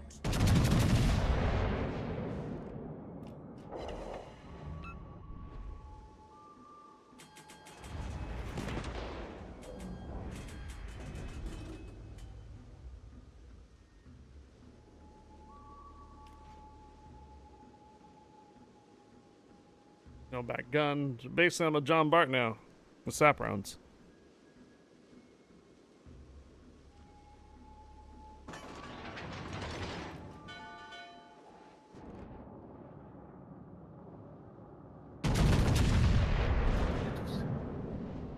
Nice work. Our team has taken the lead. Like I said, some tier 8 BBs will have their opportunities to do well in certain maps, certain circumstances. Is it an overall really, really good ship that basically wins most of its matches? Not necessarily. Good game, everyone. But there will be some opportunities sometimes where a ship can do well in this circumstance. But it's not always the case. Is the Centurion worth 30,000 doubloons? I wouldn't. But then again, if you don't have a tier 8 battleship and you missed out on Marco Polo, then yeah, if you want to get it, get it. Different people have different values depending on what type of ships and stuff that are in the game and such. So if I had to drop 10,000 doubloons to get the ship, I probably wouldn't. Hello, Carol. What's the time on this? So we've done 2 rounds in HEs, 1 round in SAP rounds. So we'll go 1 more with SAP rounds for you, okay? Hello, Carol. So GG Bob, hopefully this clears up some either information for you. It's still gonna be your decision. I'm not gonna do it for you. But you can base your opinions on how I play it, or how you think you're going to play it, for one. And you can take my recommendations as if you end up picking it up, then you can basically just copy my captain skills if you have it, or modules if you like. But if it was me, and I was not a community contributor, for example, and I saw that Centurion up there for 30,000 doubloons, and I see how other people play the Marco Polo, it would not be on my top priority to pick it up. I'm just being honest. It's a good ship on certain hands. Remember, it's always about the captain, you, the player. You can give a player a really good ship and they can still suck in it. But there's other players that are going to understand how to play the ship very well. Action station. And you're going to think, oh God, I got to have that ship. Yeah. In reality, it wasn't just necessarily the ship, it was just the way the person's playing it. You can make it feel like it's OP. Get what I mean? It's not the arrow, it's the Indian. Yeah, it was the Indian made the Indian made the stick, carved the stick out, probably sharpened the arrow himself too. And then yeah, it comes down to aim as well. If the Indian can't aim worth crap, then it doesn't matter how much you put into building the arrow or the bow.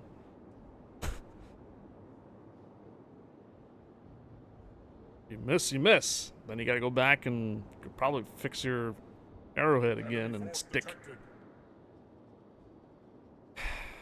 I don't know. So like I said, that's my opinion, and you can do what you want with it. If it was my money and if I was not a community contributor and I was not necessarily playing, or not necessarily given this ship or so to play it, I probably won't pick it up. But then again, I'm a little more conservative on my doubloons and stuff. I don't buy loot containers often, maybe 1 or 2, but I don't go buying a whole bunch of them. So some people have more expendable income that they can throw doubloons and get whatever they want. I don't. I don't have that expendable income to just throw doubloons at stuff I want in ships. I'm not saying that everybody does. I'm not saying anybody's a whale. I'm just saying there's different people that have expendable incomes, and I'm one that doesn't have that much. So I'm generally grateful for being part of the program and being given these ships to showcase them, give an honest opinion on them. If I was not a community contributor, I would not have this ship, and I'd have to take a look at somebody else's live stream, YouTube video, and get my own opinions on it. Absolutely.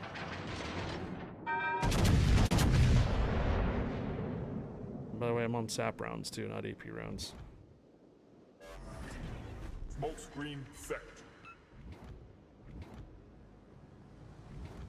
I'll take, for example, There is a Wisconsin dockyard ship right now on the PC version of Warships. I broke it down to see how much time that someone may have to do it. And lo and behold, I'm grinding 3 different accounts for it now. Dang, dude. How do you have that much time? Well, I don't. I have stream time. There you go. That's what sap rounds do to lightly armored targets. Only takes a couple, and they do devastating hits to basically cruisers and destroyers that are lightly armored targets. Now, as far as the battleships go, if you're using sap rounds, you have to focus the superstructures, or the stern or bow. So the bow and stern are usually lower armor, and that's where sap rounds are going to come into play to do damage to ships. If you try to use sap rounds against the armor belt thinking you're getting like a citadel or something, you usually don't. Because the sap rounds they're going to shatter along the larger, thicker parts of the armor. Sap rounds are very, very effective against lightly armored parts of the ship. So if you're always constantly up against battleships and stuff, then you probably want to aim for superstructure, stern, and bow. Try not to go for mid-shot ranges, mid-shot hits with your sap rounds. They likely won't do damage, they'll likely break.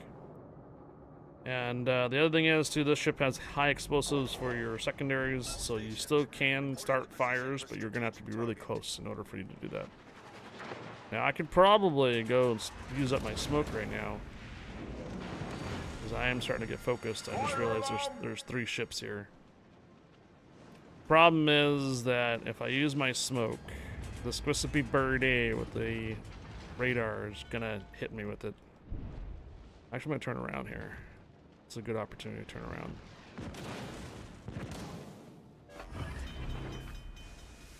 There's 4 ships here, 5.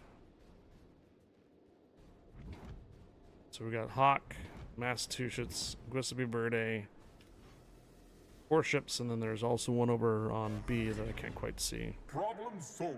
Yeah, I still have sap rounds loaded, so I need to hit the superstructure here.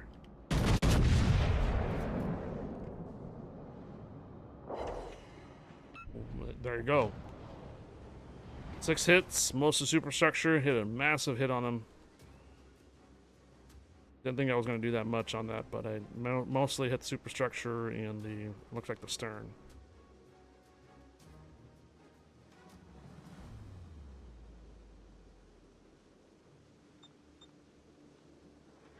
Yeah, that's the thing. If you knew, okay, think about it this way. If you wanted to sell something, remember, digital assets don't have an appreciation. They don't get worn out like a car. Usually when you buy a car, you get worn out stuff. Tires, brakes, engine, stuff that has to be maintained, right? When you buy something digitally, it doesn't get worn out. It might get power creeped. That's a different thing, though. But ultimately, there's no wear and tear on the digital asset, right? So the digital asset's not going to change, usually, unless they, make some changes to it through the development cycle or anything like that. But most of the cases, you don't usually change the ship. If you put this digital asset out there for a limited time only, for like a week or 2, put some pressure on it, right? But if you told your potential viewers that it will be available again later, would you still buy it in that limited time?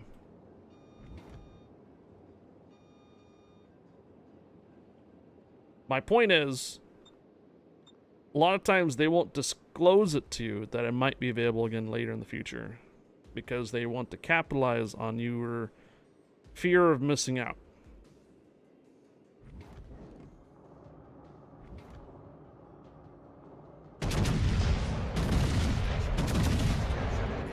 The reason why I bring up a car and stuff like that is because usually you can't buy a 2024 car and then expect it to not go on sale like the next year because it's an older car.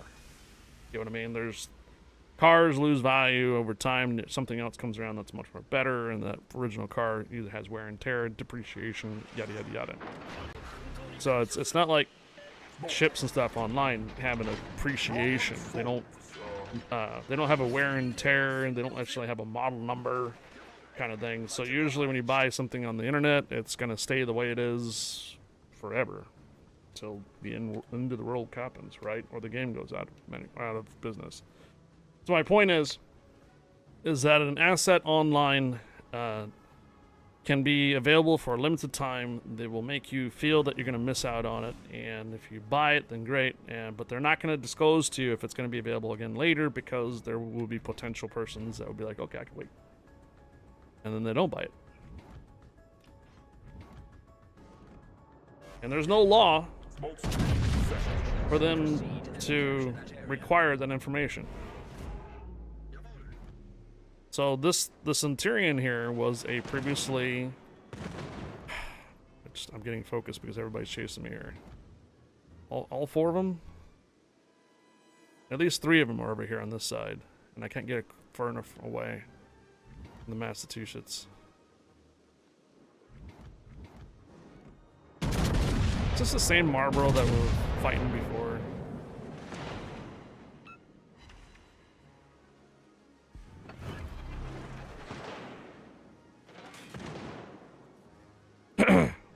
Welcome, everybody, to the High-Fire Philosophical Marketing class for online digital assets. Welcome aboard.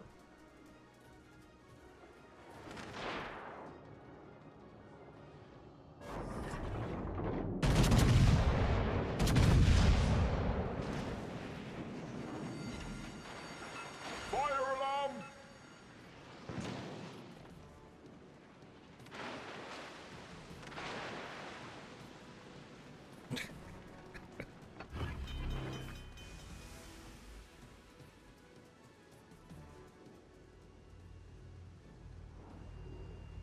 Peeps always want to be the first to own something and show it off.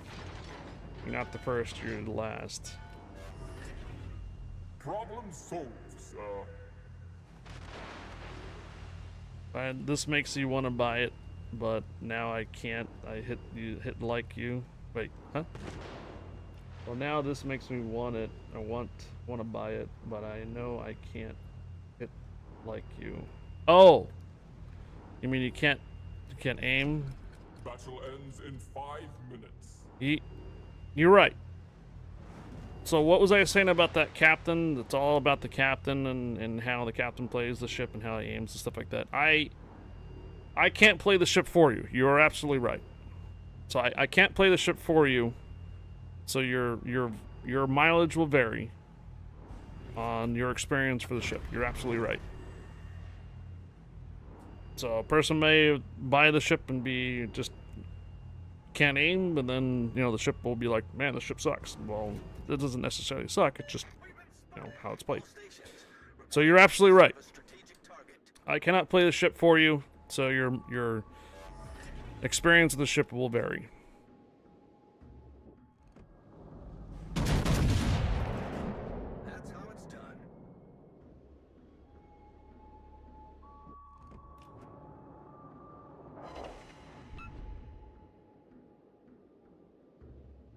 Okay, there's the other last BB over there in the corner. This is a very close game again. Alright, so the Hawk is down. Shooter's pretty low. I'm pretty low. I'm hoping that they decide to, like, move over to B, so then I can possibly come back and grab A. That'd be good. But our Vanguard just died, so now it's going to come down to 3 versus 3 pretty soon here. And that Massachusetts was full health, wasn't he? It's just the Schroeder that's low. Alright, they are on the cap on B. Our destroyer has to be careful.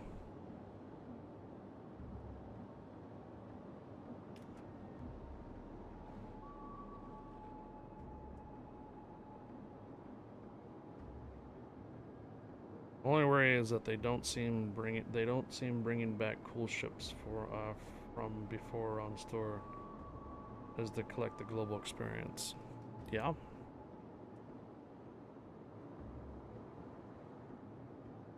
Yeah, the Massachusetts and the Marlboro are pretty much full health. And there goes our destroyer. And our cruiser. Alright, Schroeder's dead. So both ships are over on B. We have 2.5 minutes. If we can just... Retreat now! Just get out of there, cruiser. Just get out. All stations, retreat! You're gonna get focused, man.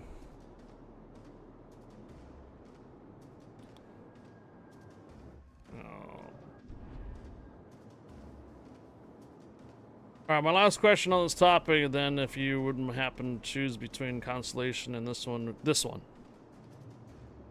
Constellation. Team depends on you. Constellation's bad. I could not get the Constellation to work for me at all. I played it during like some type of research bureau requirement, and I could not tank with it with crap. It's got some torpedoes, cool. It's got some radar, cool. But when it inevitably took hits, it just did not take hits very well. Felt like it was because that's a battle cruiser. Constellation, just a wide battle cruiser. That's why.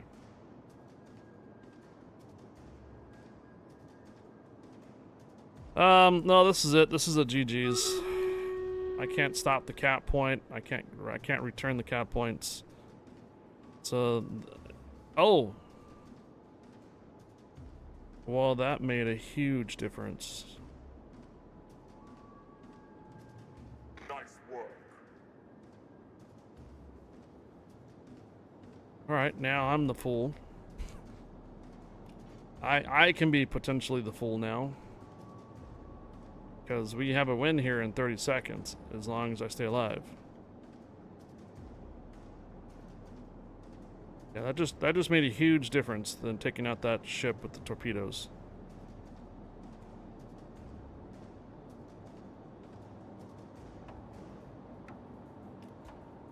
I was not a fan of the Constellations. I'm sorry. I ran it a few times.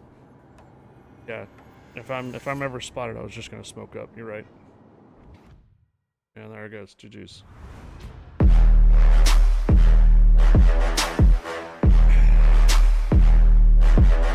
I have the Constellation. Matt Demon. Sorry, man. Permission granted. Welcome aboard. Didn't mean to ignore you there. Constellation, I just couldn't get it to work for me with my playstyle and stuff. Like I said, even if it did have radar, even if it does have torpedoes, it wasn't much of a brawler. As soon as you get in close or anything like that, you just get smashed. It's probably because it's more of a battle cruiser than an actual battleship. I mean, it could do well, but your Constellation's a tier 7, though. If I'm not mistaken.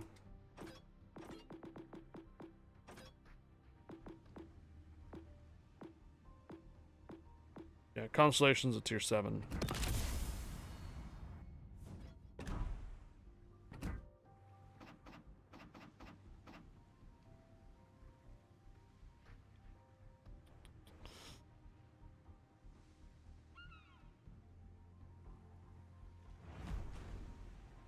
So only 27, 28 millimeters on the bow. And then if you take off the torpedo protection of being 29, 30 millimeters, you have this belt of 161 to 339, right? Well, that's really reason why right there. The upper glacis, upper parts of the ship here is only 34 to 75 millimeters thick. So what ends up happening is your ship just takes a lot of damage to this part, the upper glacis or upper casemate armor, and that's really where you soak in most of your damage, not necessarily the citadel, because the citadel sits pretty low in the water and it's pretty hard to citadel the ship. But unfortunately, it's just like the Tirpitz and Bismarcks. You want to shoot basically the middle, right here, and you'll actually do a lot of damage to it. It's this armor thickness is just enough to where like your 406s and your 356s and stuff will pin, and they won't overpin a lot of times because their casemate's actually thick enough for that shell to actually activate. and then they just take a lot of upper casemate damage. Not necessarily Citadel. So your Citadel sits pretty low, so it's not necessarily a Citadel, it's just the upper casing. If nobody's ever told you, you can't really Citadel a Bismarck or a Tirpitz because the turtleback on the Citadel prevents it from really being Citadel very easily. So if you're in a battleship and you're up against a Tirpitz or Bismarck, just shoot the friggin' side, not the water line, above it.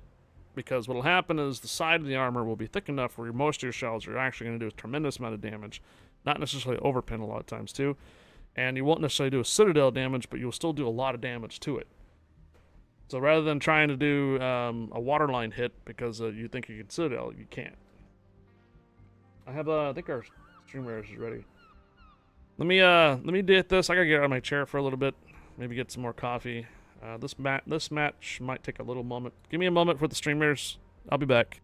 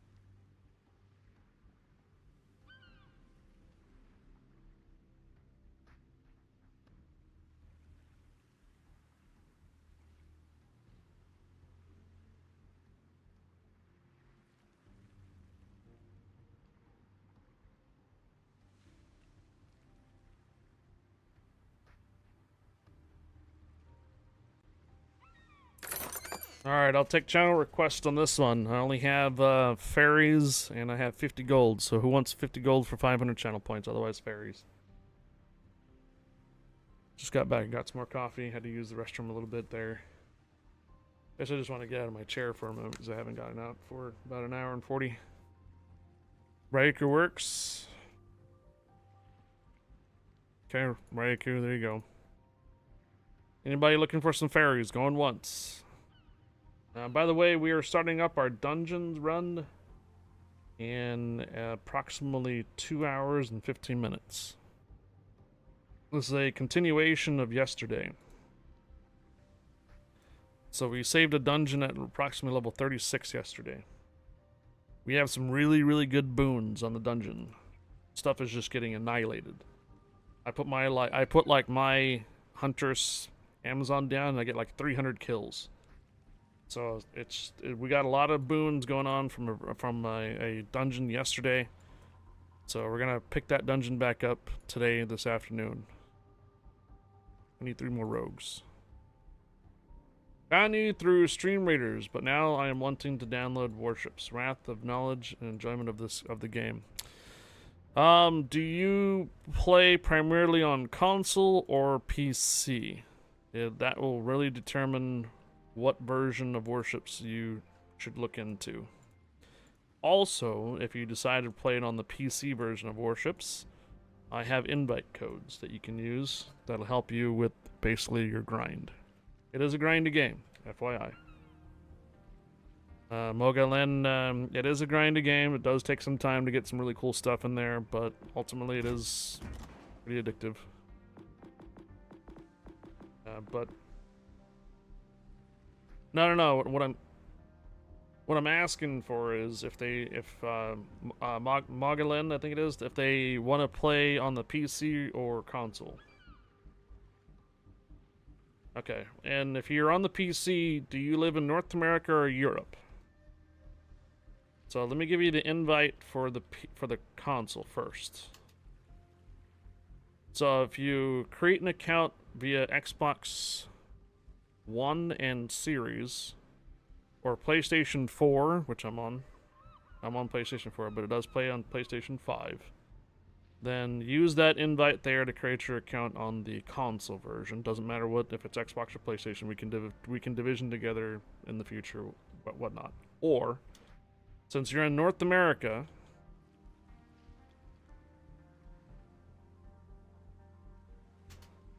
there is your code for Warships PC. Alright?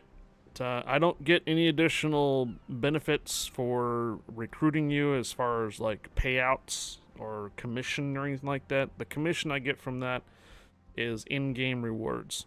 So in the in-game itself, there are rewards that I get for recruiting, but I do not get a monetary recruit or anything. There's only special times during the year that would be the case, and they usually give you like a PayPal gift card. So there's no benefit for me to having you on board. It's a benefit for you, meaning that if you use my code to get you started, you get a bunch of cool stuff to get you started with, basically. I think you get like rental ships, you get a whole bunch of credits and doubloons, even premium time for that. It is a free-to-play game. It is an MMO, so yes, you can buy premium time, which will help you grind out your ships and such. As you can see on mine right here on the console, I have 385 days of premium. On the PC version, I have something like 3,000 days. Don't worry about it. It's because my account's freaking old.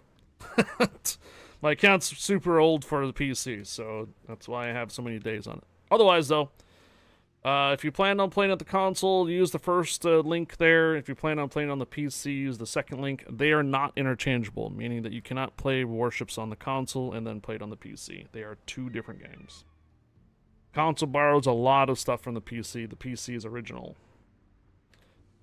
Alright, so back to our little discussion here. So here's the constellation. So again, with the torpedo protection and the casemate up the top, this is where this battlecruiser takes a lot of hits.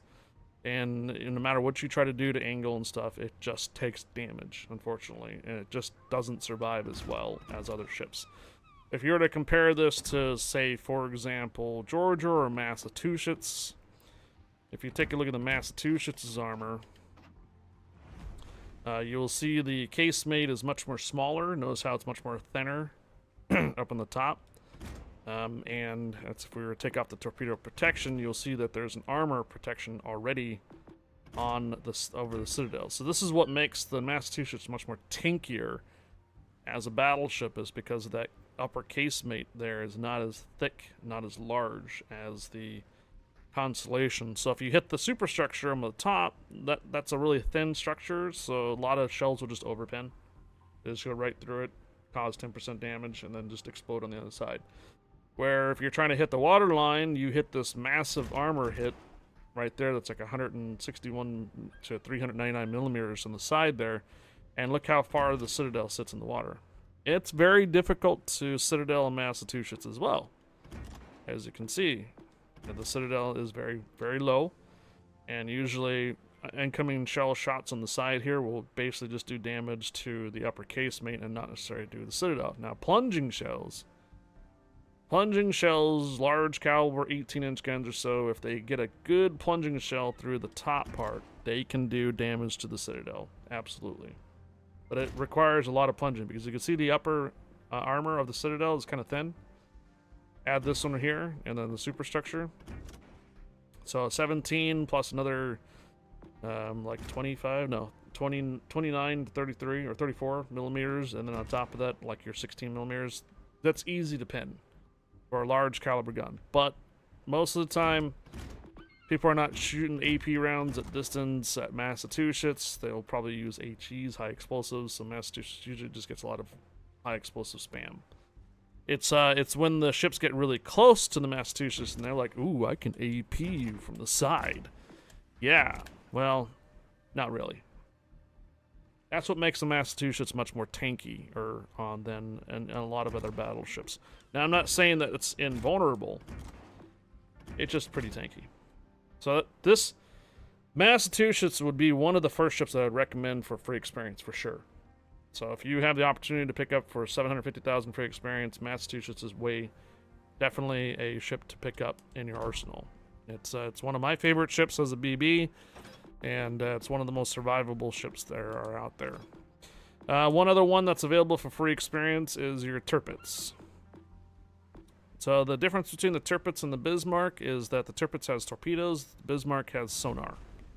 But when it comes down to the tinkiness of the Tirpitz too, they are sister ships, so they act the same.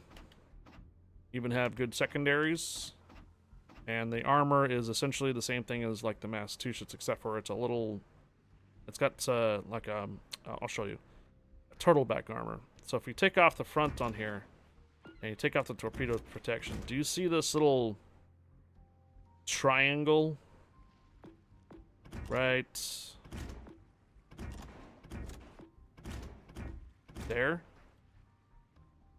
Do you see that triangle? So when you try to hit waterline hits, you may penetrate that 76 to 100 millimeters or on the side, but there is another little protection there, angled at a 45-degree angle. See it?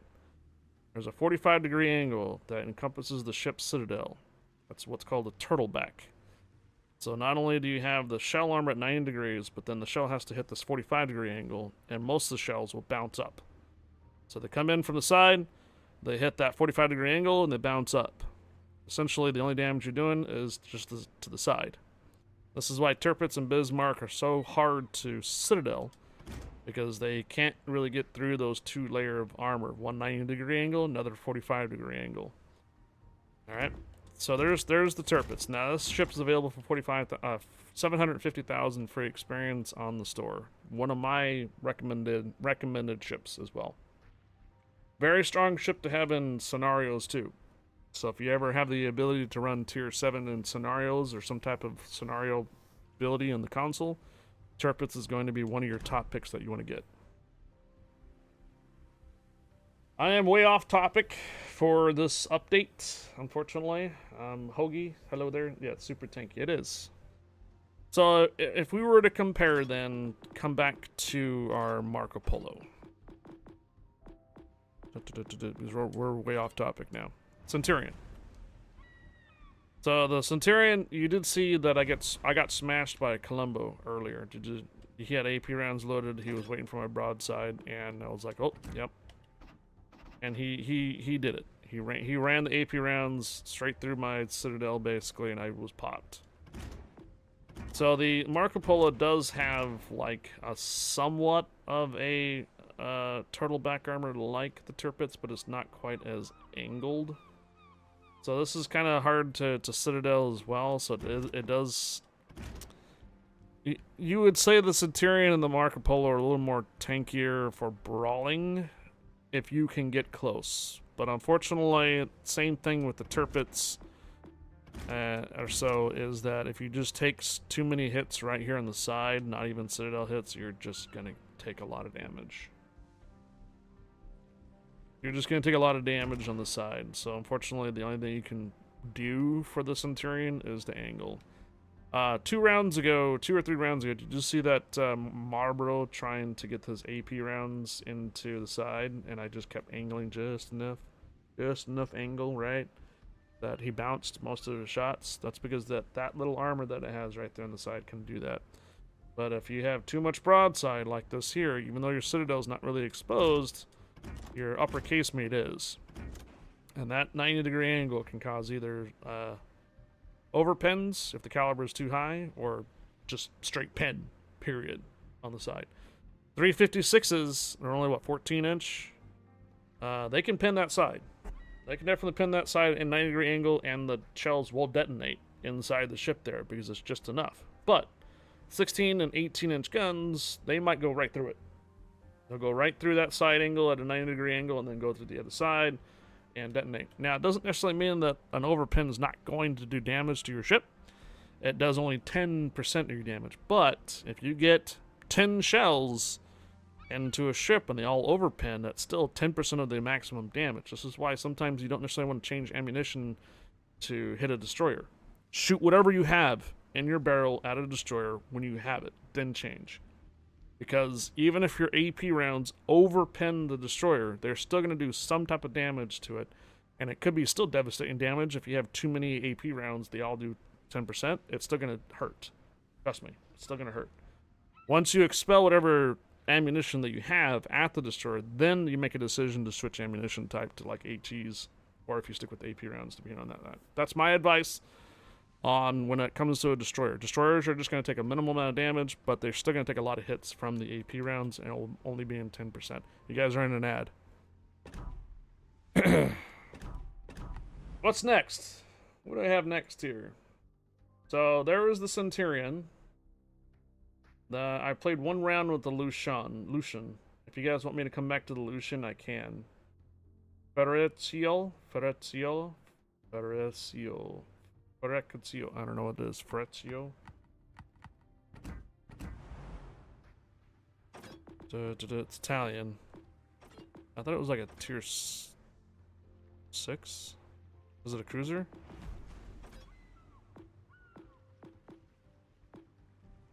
It is. So you want me to play Lucian again?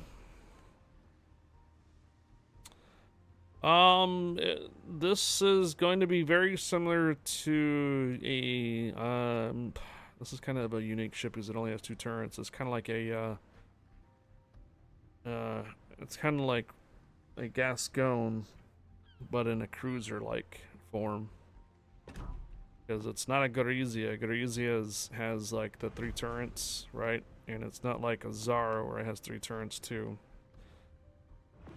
It's more like a Hello there. it has quadruple guns, and I think it doesn't have AP rounds or sap. It's got sap rounds, and it does not look like you can change it out either. What's the caliber? 152s. Okay, 152s, 8 guns. And does it have the rotating smoke? The rolling smoke, it does. Which you can swap it out for a defensive AA. Hey Cole, 4 Fathom, afternoon to you. Trapper, permission granted, welcome aboard. Alright, we have a request for the Fushan again. I only played 1 round with it, so let's go try it again. I did not have the greatest luck on the Fushan the first round. I was under AA, sonar, and planes. But I did shoot down enough planes, which is kind of surprising. This is a Pan-Asian. If I don't get to any of these things that you're looking for, I have the Venezia for 2 weeks. I have all these other ships I have them permanent now. So the Centurion, Lucian, for example, that other Italian ship, I have them. Meaning that they're not going to be taken away. But the Venezia will be. The Venezia will be 2 weeks, and it's out of my port. So if we don't get to the Venezia today, maybe I'll get it. Maybe I'll get to it on Wednesday for you guys. Okay. If you missed the first part of the Lucian here, it is very similar to a Nostroshimi. It's basically a Russian Soviet Union design. I got it down to 4.9 concealment. The AA is only 52 rating, which comes out to be, what was it, 129 or something like that damage. Average damage 71, 34, 23. So it's only got a rating of 52. Still was able to shoot down quite a bit of planes. The torpedoes reload in about 2 minutes roughly, and the artillery is 1.5 seconds. But that's only because it's a 2 turrets. That's it. So it's the guns characteristics are very similar to a Friesland or Groningen. Friesland or Groningen. Characteristics of the guns are very close to that, but they have a much more lower HE shells. They're like 1200 or 1300 damage, which is not very much.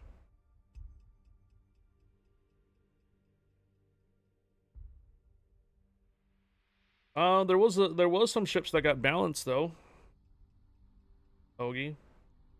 In the last patch, there were some ships for that hit the balance. It's neither. It's, if you capitalize on it being a torpedo boat, it's deep water torpedoes. You can get the reload down to about a minute and maybe a minute and like 45 seconds. Yeah, 11,000. Right, 18,000 for the torpedoes actually, but they're deep waters, so you can't hit other destroyers. You can only hit cruisers and destroyers. The one thing you'll find when you're watching me play this is how sluggish it is. It is not like your other American counterpart destroyers. It is long. Battle starts. Lushan and Tsushimi's ships are long. See how long these are? Because they didn't really go with the compact design, so they kind of just went like a really long party boat style. Oh, 11 kilometers on the torpedoes, yes. I thought you were talking about the damage. It was 18,000 for them. One thing though too is that it's got 18,500 hit points, so you can actually out-tank a couple other ships. I wouldn't rely completely on that. And it does have a super heal like the new Tsushima does. So you do get a lot of hit points back. But you'll see here how Enemy force detected. unresponsive it is when it's moving around. It's not like your other maneuverable destroyers out there. It's kind of similar to Småland. Småland and Holland actually are very similar characteristics for its movement.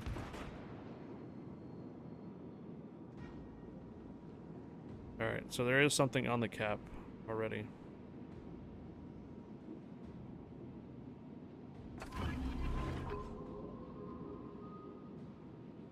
5.3 detectability for the sonar, which means you can out sonar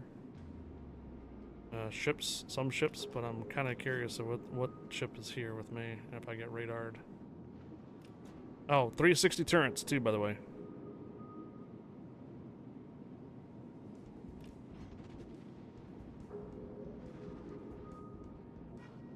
There it is. So the Shimikaz is under sonar. I don't think anybody's gonna be able to shoot at him though. Oh, there's a destroyer that will be.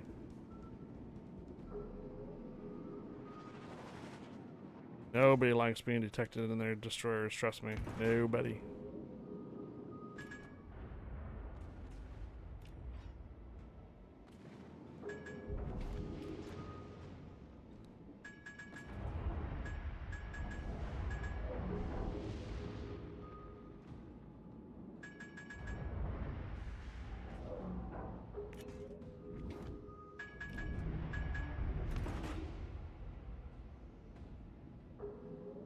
Well, it's only got 14 seconds left.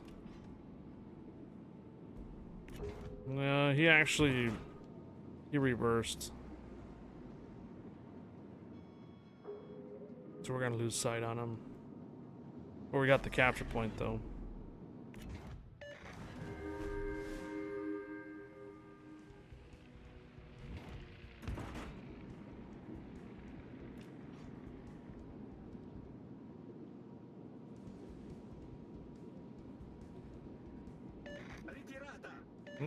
Ah, crap.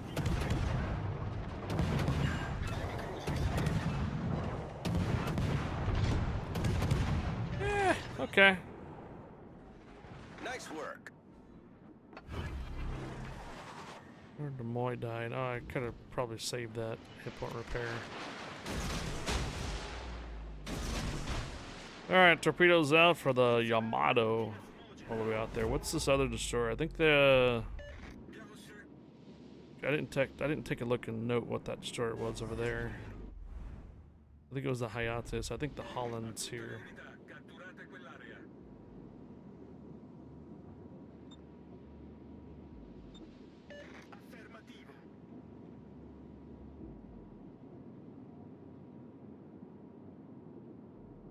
Siamo stati avvistati. Siamo stati avvistati. Yeah, it turns and maneuvers like an Elbing. That's actually pretty accurate. When you run American destroyers and stuff, they're nice and maneuverable, turn on a dime kind of thing, you know, right? But when you run this or the Elbing, you're like, oh my god, this thing turns like a bus, and it's kind of true. Hey, luscious lover. How you doing? Alright, so he dodged all my torpedoes? I think that's true.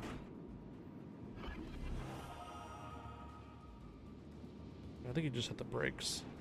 What's going on here? Okay. Smoke generator started. Let's just kind of pepper these guys. Alright, good. Hey, Gar. Garnick cheered 100. Thank you, Gar, for the 100 cheers. Happy Monday.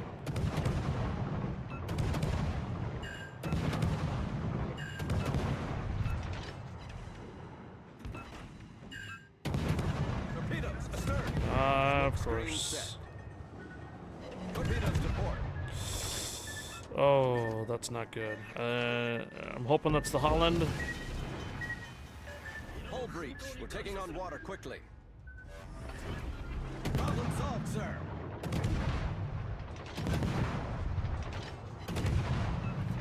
Bisogno di supporto.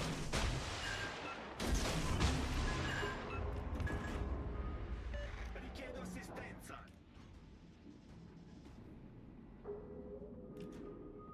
Now the Colombo's asking for help. Nobody available to help him.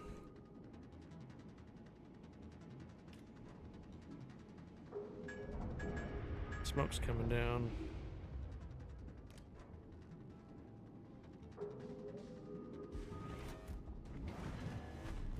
Those... No, I don't know if they're gonna come back. I don't know if they're gonna... The Armado turned just enough where I think it's just gonna... Basically, they're not gonna make it. Yeah.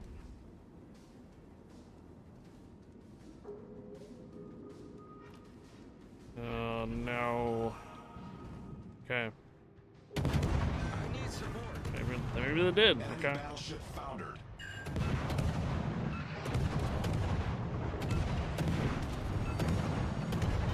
The ship is on fire. Yeah. And just like that, now we have, it's up to our late ships to enter the battle.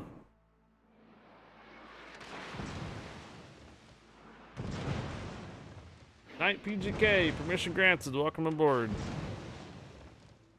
Shimmer, you're dead, dude.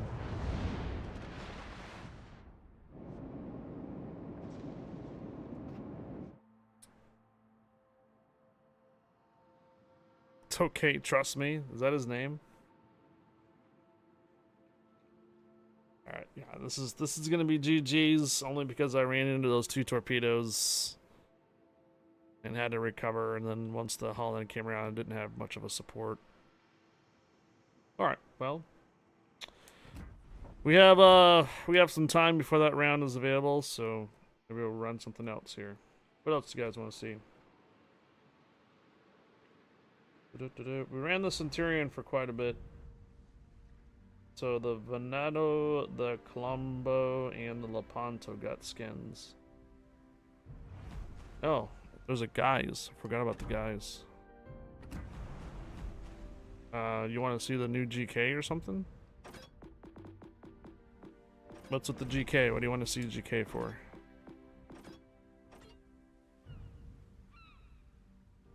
Have I played her? Absolutely. You mean since the patch? No. Not since the patch. Not since the update.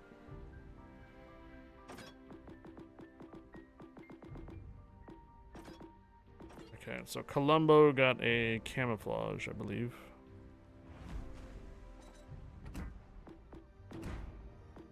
Oh, fully upgraded too. I don't think this camouflage is available on the PC. Mini VC, is it? Hey, Spencer. Spencer, thank you for picking up the Amazon full skin.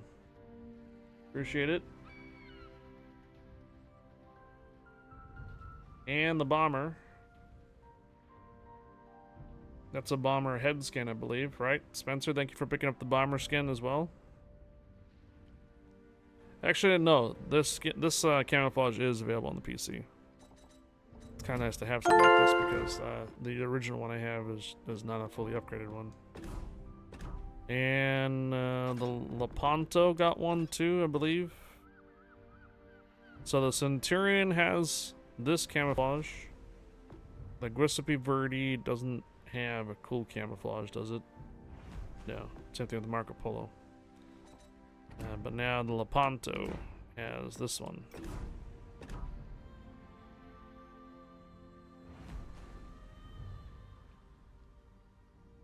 Aduntas, Fortuna, what? Fortune favors the bold, I believe. Fortune favors the bold. So you got that one, Vidi, Vini, Vici for the GK, or not GK, the Colombo. And last, they said the Veneto got a camouflage too. Which is nice because I'm actually using a converted camouflage. There we are. Ale hasta est. Alia hasta est. I think that was the been casted or something like that. It's been casted.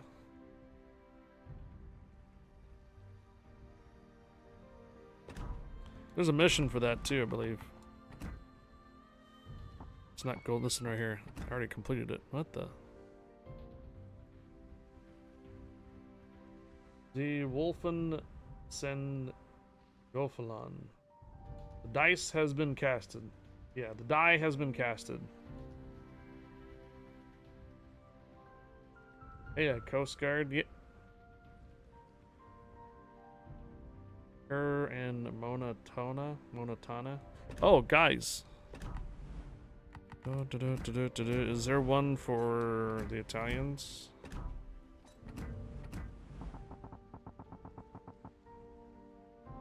Cassia Marcella Hasta. How much you want to bet that it would probably sound like that one Italian voiceover that we have on the PC?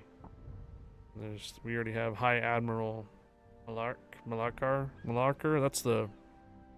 These two are from a different event. That's this one here. Are we No, we're on the Lushan right now, right? I guess I could have used her for a moment when we were running the Colombo. Not the Colombo. The Centurion. Do we listen to her again? In need of assistance in battle! No, that doesn't sound like that one on the PC. All warriors, provide covering fire. I owe you a favor. I owe you a favor.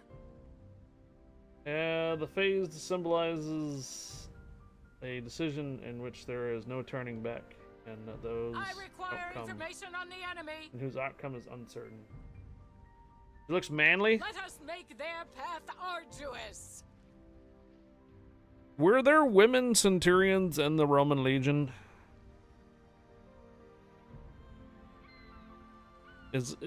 I don't think this is accurately true, is it? Look at her arms, bro. Yeah, no, she looks like a gladiator more than a centurion or something. In need of assistance in battle. I require information on the enemy. I require information on the enemy. Acknowledged. Advancing to lend my aid. In your debt. Create a smokescreen for protection. In need of assistance in battle. Her arms are bigger than yours. Wishing you luck and smooth seas. Smooth seas. All right, let's get our streamers real quick done. I'm gonna try to come back to that Lushan for one more round. Again, I have the Lushan permanently on my account, so you don't have to worry about that. If I need to play it again, maybe tomorrow or Wednesday, I can. So, and I haven't got to the Venezia yet. I do have the Venezia for 2 weeks. I kind of knew that I wasn't going to be able to cover the entire update on just 3 hours. So,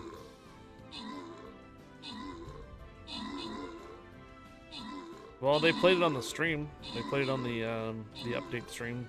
Staff members did. She's a beast. Ooh.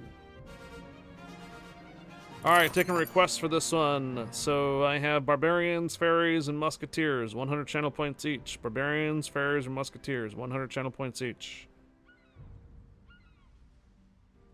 Give you guys a few moments for what you guys might want to pick up. Otherwise, we're going to move on. By the way, our dungeon run from yesterday continues in an hour and a half. An hour and 45 minutes. So, an hour and 45 minutes, we continue our dungeon run from yesterday. We lopped off about approximately 39, or 36. We have some really, really good boons on that dungeon.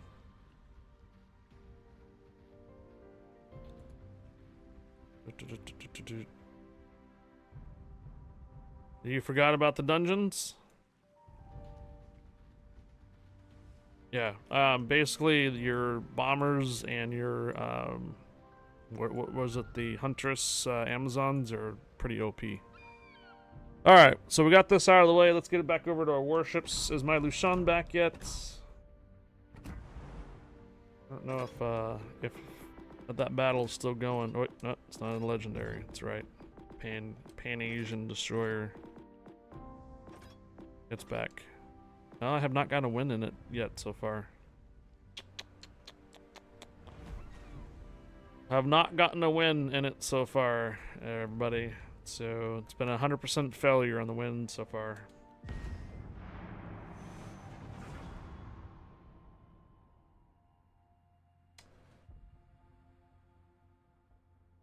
Little side note, the Fushan was a dockyard ship for the PC. No, not Fushan. Lushan. The Lushan was a dockyard ship.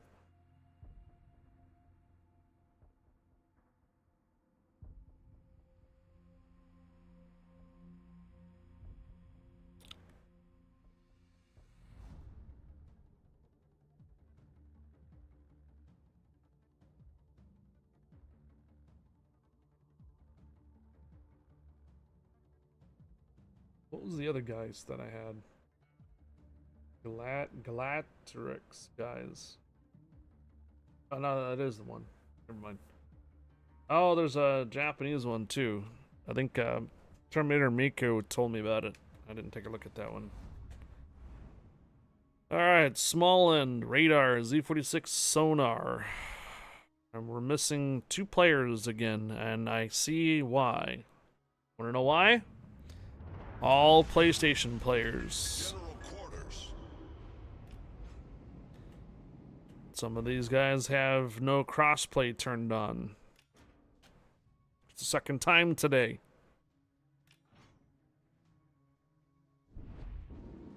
I don't want Xbox players in my rounds. And they think it's probably the PC players.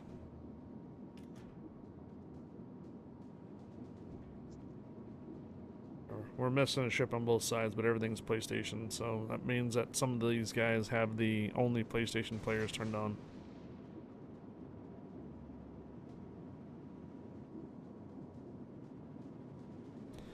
Hey, Big Fat Corel, if you're still watching here, thank you for the raid from earlier. I wanted to raid out today for the console. Do we know anybody that's going to be streaming the console version of Warships here in the next half hour?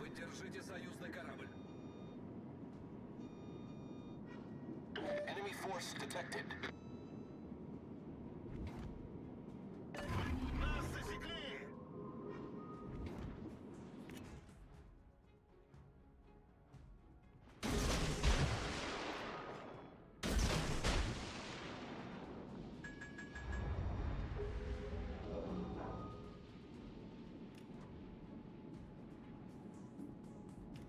Hello there. Hey, Angelino.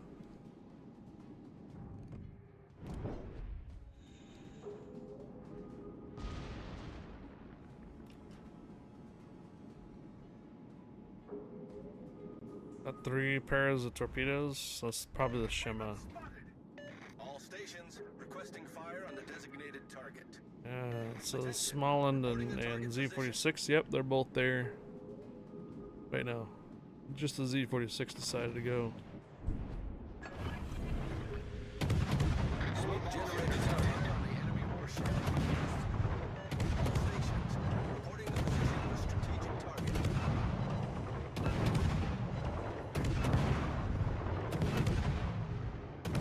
Союзники, поддержите огнем по указанной цели.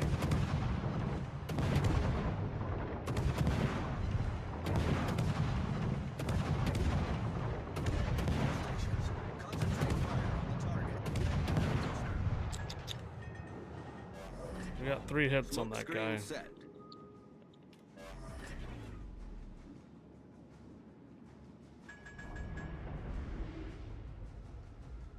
Нужна помощь. Сектор рядом, захватываем точку.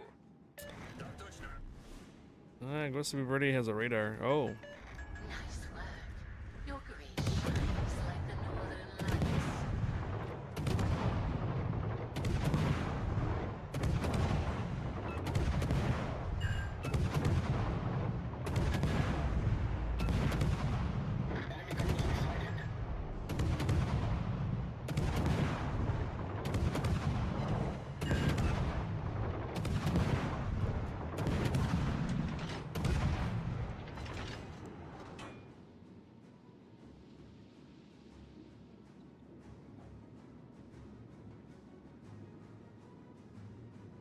Torpedoes astern. I know.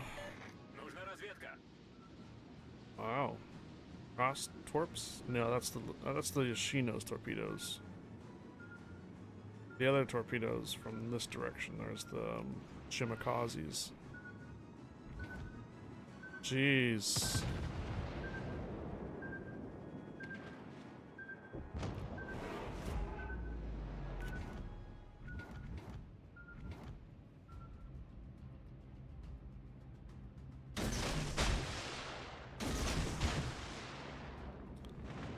Come on, Marco Polo, turn this way, Torpedoes, direct front. would you? I'm doing quite well, Angelino. Thank you. Good choice to move from there. Torps would have got you. Oh yeah, smoke charge, man.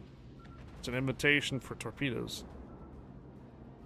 Oh, but the Shimikaze is on the cap on B now. I help grab this.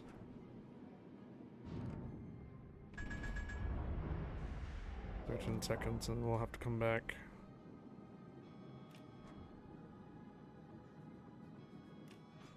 Five, 4, 3, 2, 1. Oh, someone got hit. Damn it! I came off the cap. Attenzione, segnalo la posizione del bersaglio. Oof! Detonation. Oh my gosh! All of a sudden, we just a bunch of ships just died.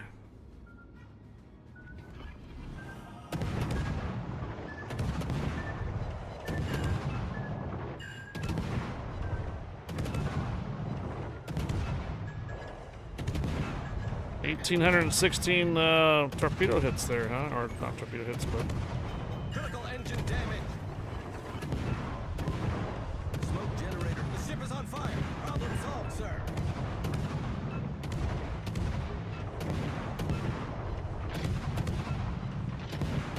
Torpedoes to starboard.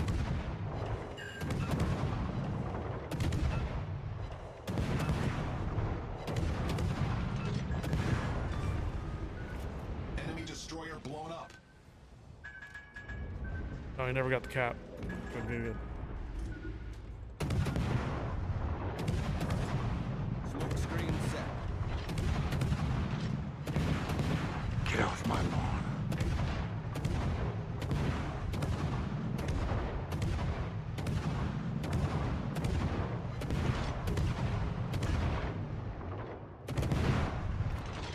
Yeah, he never got the cap. Stupid corpse right there in the middle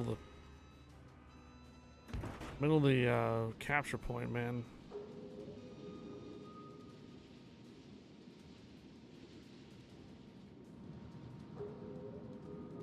Smallin's almost down.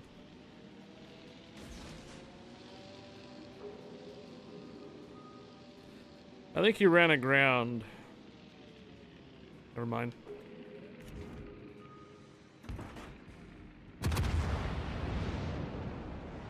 Pop the Rupert.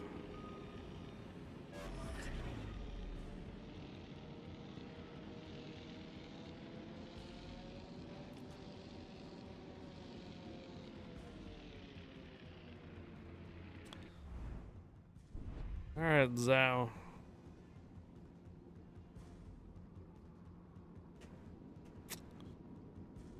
I think a no win with the Lushun is going to be the topic here today.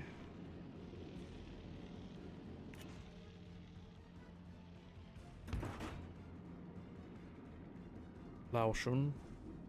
Maybe it's Laoshun. Laoshun.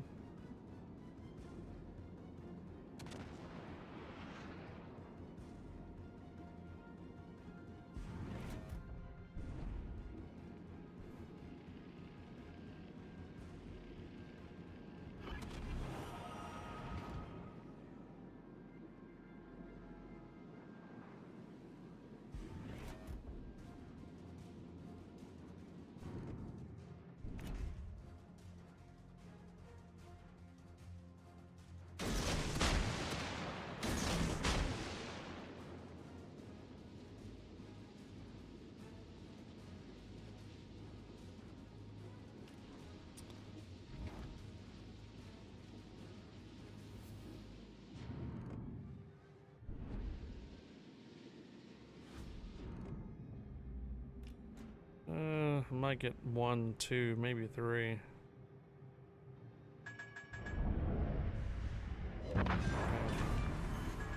Enemy battleship sunk. All right. Let's go, Zhao. Let's go. Carl Johan.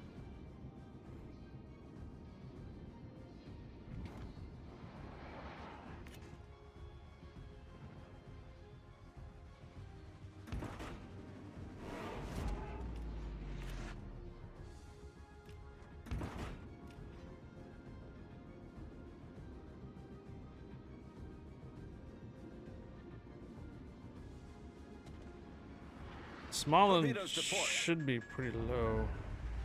Crap. Torpedoes, direct front. Yeah, it's Smallin's torpedoes. Ouch. Hull breach. We're taking on water quickly.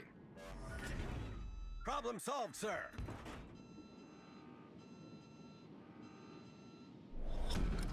Battle ends in 5 minutes.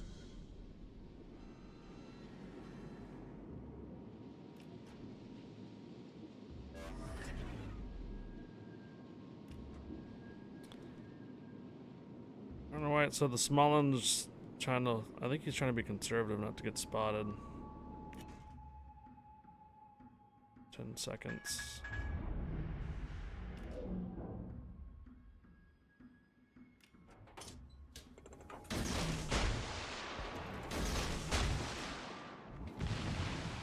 Ah.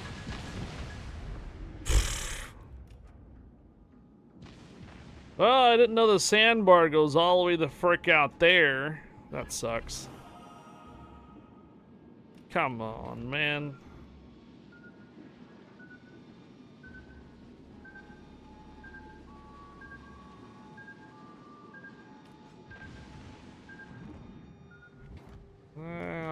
I might still catch the Johan though.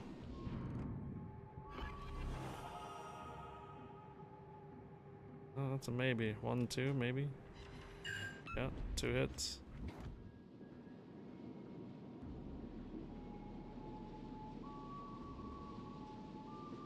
Kind of flooding, but that doesn't matter unless the we're gonna get spotted.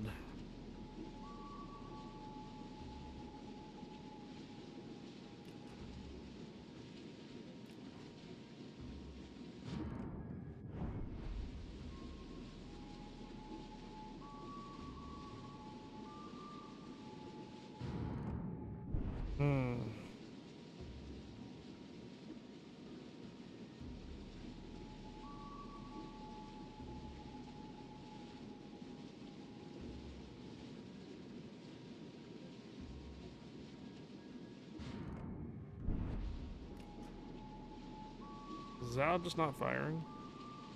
I'm providing you I'm providing you spots, man.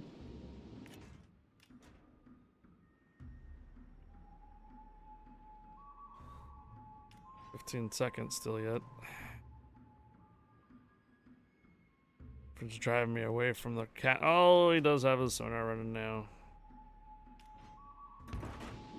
Alright. You'll find out the Lucian is not a very fast destroyer.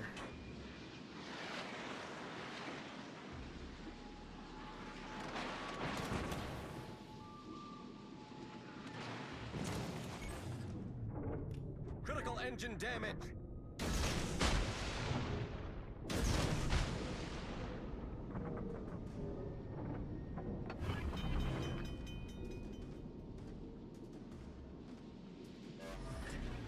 Problem solved, This sir. is gonna be around. This is GG's.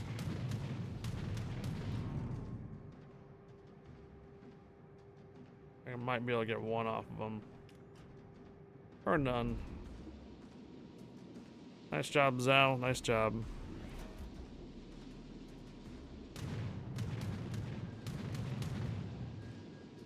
And there's Smolens on the A cap.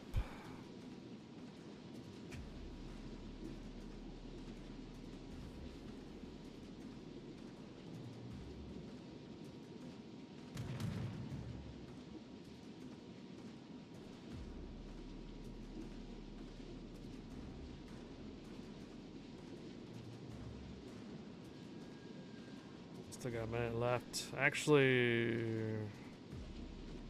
the round's gonna be over by the time my torpedoes are ready.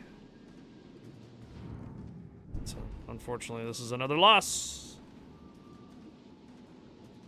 No wins yet in Lucian today. No wins yet. Lucian.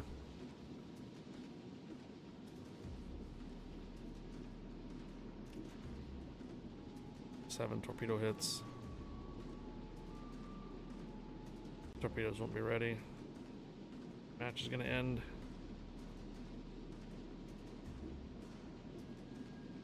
Yeah, I know, right? But unfortunately, the console does not have the ability to go into another round. So, can't just get myself killed and go to the next one.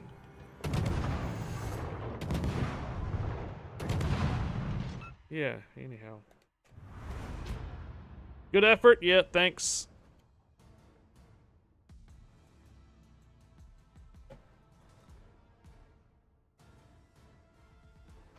Our Zao didn't want to get into the cap either, so Smolin stayed alive for that.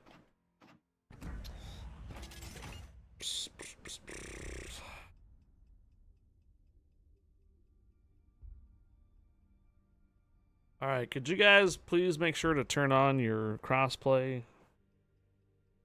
That way we stop getting these matches where there's less players. It always feels like a ranked match when you get less players.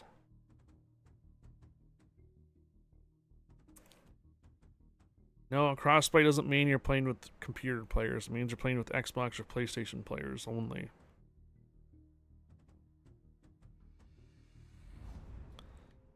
Alright, wow. I think my Lucian has been 100% up tiered so far. I think I have one round where it's tier 7s and 8s. Fallout Boy, huh? Alright, so another Zhao, Shema, there's a Hayate, Rupert, Schlieffen got nerfed. I think. Action stations. I think Schlieffen got nerfed. Don't know. I don't think it. Maybe it was. No speed boost for this thing, so just gotta mosey on over.